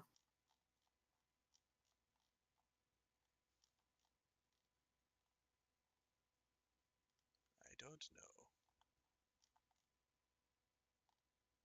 Also, that ogre right there, that statue thing, that's just a little concerning. What thing? Directly behind you. Oh yeah. I dare It's you like- to touch it. You just need to move its arm, it slides away, and you find that the Baron is actually alive and well just down under there, and he is actually a vampire. We're in Curse of Strahd. Did she say how he died? No. Let's be totally rude and just keep asking about him.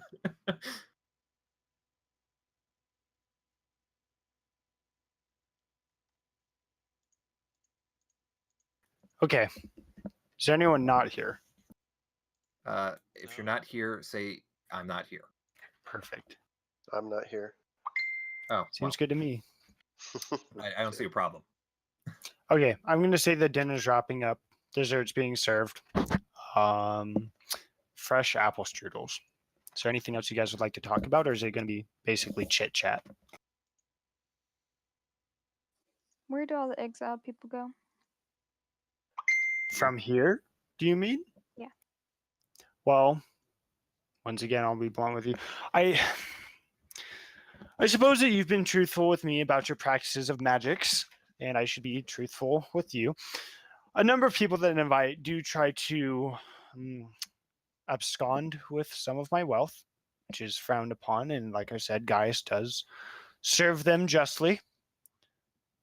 So that's a small number of people there. Some people make a life for themselves here, some more than others, if you'd believe it. Tamir has only been here perhaps half a decade, and she's made quite a business for herself, as you've probably seen.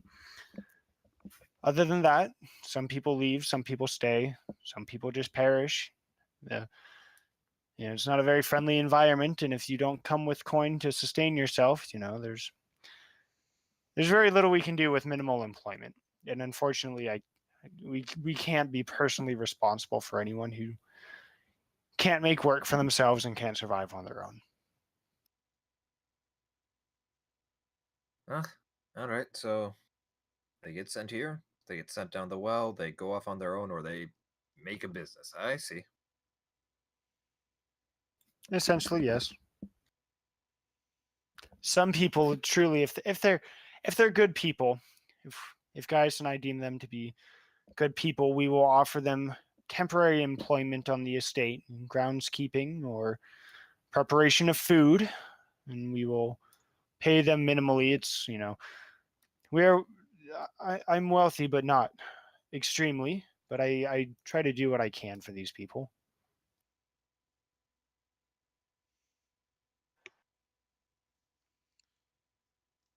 And with as much snow as we get, the window washers are also quite commonly hired. But anyways. Can we review real quick? What do we know about her daughter again? That she disappeared. Right. About a year ago, and she's given up hope of finding her. Is that all we knew? Did she walk off? Did she just vanish? She left of her own volition. Okay. By the way, the Baroness, she is human, yes? Or elf? She is. She's Okay. human. I can't. The ears are hidden, so I can't tell. Yeah, no, it's cool. Okay. So about a year ago. I don't care. Okay. Well, I am I dominating this conversation, or does anyone else want to speak up? I'm just trying to grab some plot threads. I don't know. The only thing I can think of is to pursue the daughter line. But how old is the daughter? Do we know? About 8. And she left of her own volition? Yeah.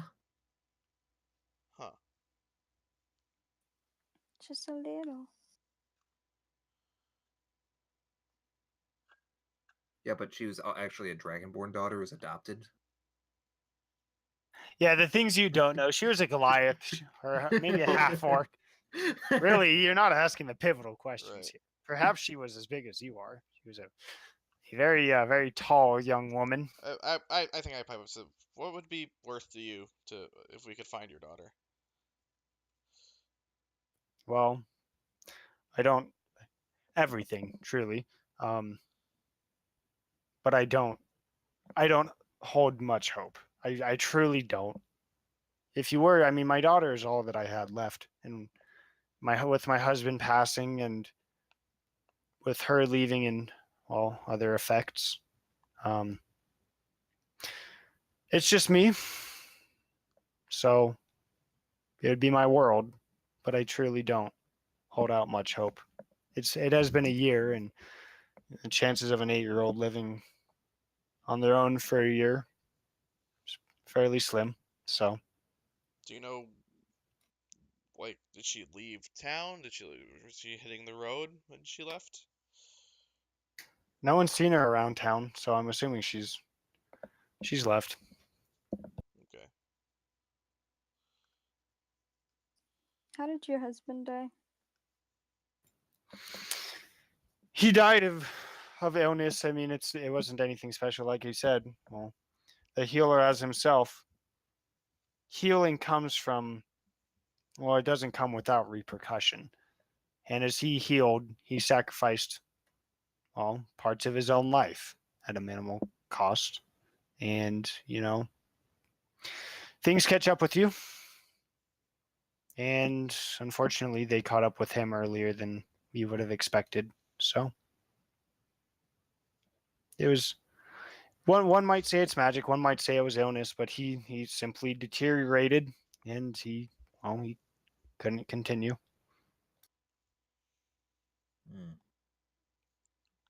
Was he and your daughter close? We all were. It was a nice family. We were looking to expand a bit as well. However, with him gone, it's no longer an option. Of course, there's always a remarrying, but that would, well, I've considered it. But we were close. I think that he may have been, I suppose, maybe the binding agent of the family. Between my daughter and I, we were both. Well, I suppose you could say we were very strong-willed, and when he passed away, one thing led to another, and before I knew it, I was alone. Would it be okay if we looked at some of your daughter's possessions, see if we can get an idea of who she was, and maybe we can track her down for you?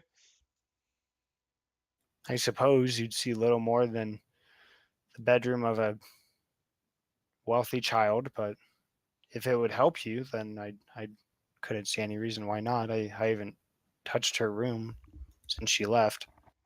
All right, yeah, I think I want to do that at some point. So as dinner wraps up, she leads you guys upstairs and she unlocks a wooden door, and you do see what appears to be a children's room. Everything's very dusty. She has a servant bring a candle, which you take inside, and it looks like a child's room. Down to toys being left on the floor untouched for what you would assume to be a year. So I don't know. I want to start any signs of obvious, like letters or some form of correspondence or maps. no, I mean there's some drawings with different colored oils and very, I guess we could say, crude paints. But it's very much standard. All right. I mean, if anything, I mean, there's a number of dolls which look to be of high quality compared to what you would expect from this town, but it's your standard girl's room. Are there books in here? Yeah, there's some books. Do I get the impression that she's a well-studied girl? Maybe slightly above average. It's not like she's some genius or anything, but with, formal education and probably private tutors, yes. A lot of them are also books of just drawings, like professional drawings of different types of mythical creatures and birds and animals and things that, they're very basic.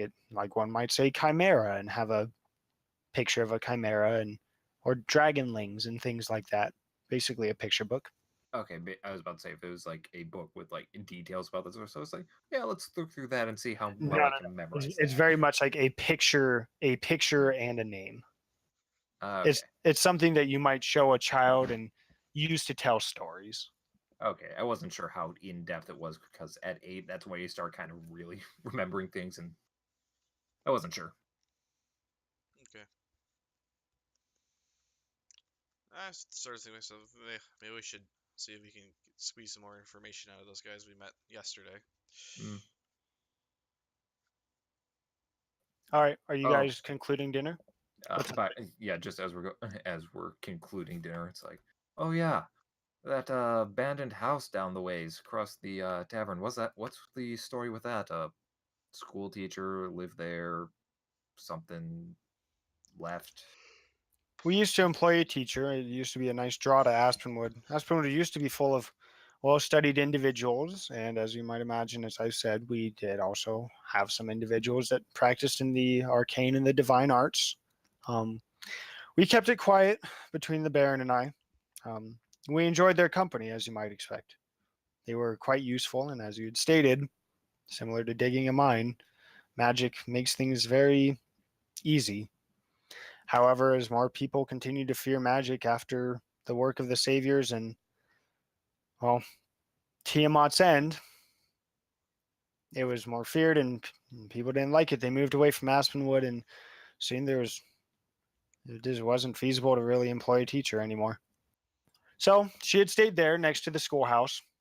When she left to find greener pastures, my husband was hopeful that we would employ another, and to keep people out, he would board over. He had it boarded over and preserved, so it would be ready to move in if we found a suitable replacement. But with his passing, we never truly did. So now it sits empty. About how long ago was this? Because that schoolhouse looks like it's been out of commission for ever A and a few day. years. Hmm. The winters are fairly harsh. If you're talking about just how torn apart it is, Well, yeah. without just plugging holes and filling cracks. Water and snow can do quite a bit of damage in freezing temperatures. So it's quite nice that you arrived here in spring. So albeit cold, it's not the worst time of year. Now, you mind if we go poking around in that old school at that old teacher's house? Just thought we heard some.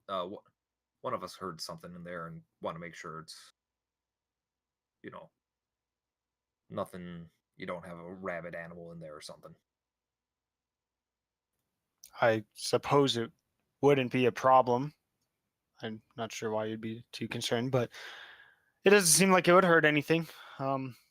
Yes, I'll have someone fetch you the keys, and I'll give you a writ declaring that you have permission to search through there, so the guards will not bother you. Replace the boards once you're done.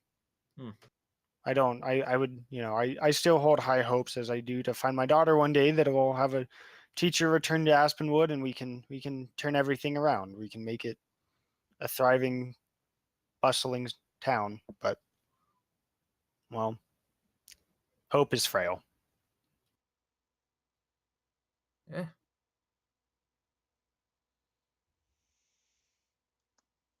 Okay. Yeah, Okay. I don't have anything else for now. Yeah, no, I have a reason why I was bringing that up. Okay, Throgner, she presents you with a key and a very quickly written writ that basically says, yes, you can go inside, but you won't be trespassing or causing trouble. You have her permission. So that's provided to you.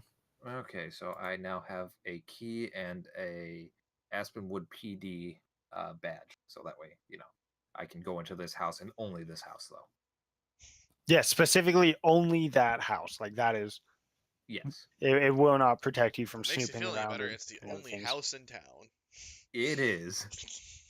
Okay. Okay. Anything else? I got not a thing. Anyone else? Nope. Nope, I'm good. All right. Move you back to the town map, and I think that's probably going to be the best stopping point for today. Perfect. Okay. We got one smidge of combat in, and we knocked down Cyrus already. So, I oh, murdered a oh, bear. I don't know if I mentioned it yet. To Thank you keep for the things, follow. I appreciate it. to keep everything clear, let's just do milestone leveling. We'll 'Kay. do it one per session, as I think the book says a standard. That way, I can present you guys with challenges that won't blow us. You know, like we were talking about with our other campaign, I can present you guys with challenges that won't blow you through the roof with XP or anything.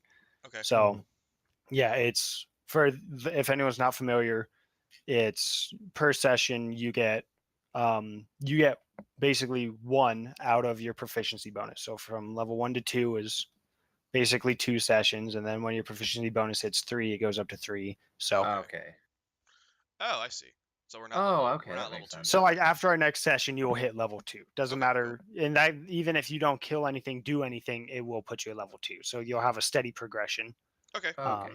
Basically, though, you're going to want to remind us because I guarantee you one of us, if not most of us, will forget at least early on. Yeah, it's okay. I mean, it's not a big deal. Yep. But okay, we have gotten you familiarized with the town, and now next time you guys will really be able to delve into things because you guys have barely scratched the surface here. Cool. Yep. I Okay. can't wait to find a feral little girl in that single-story home. Okay. Oh man, calling my plots out already. We're ruined. That that was my logic Ruined. behind it. It's like Everyone go home. The session's over. All right. I'm gonna end the stream here. Thanks for joining us. Thank you for the follow. Yes. Welcome aboard. This is our fun Yes, little whoever you thing. are. We have a few different campaign plot threads going, and like we're primarily doing Rise of Tiamat, which I DM. Andy here, Viviani is DMing Hi. this bit. This is our first session here.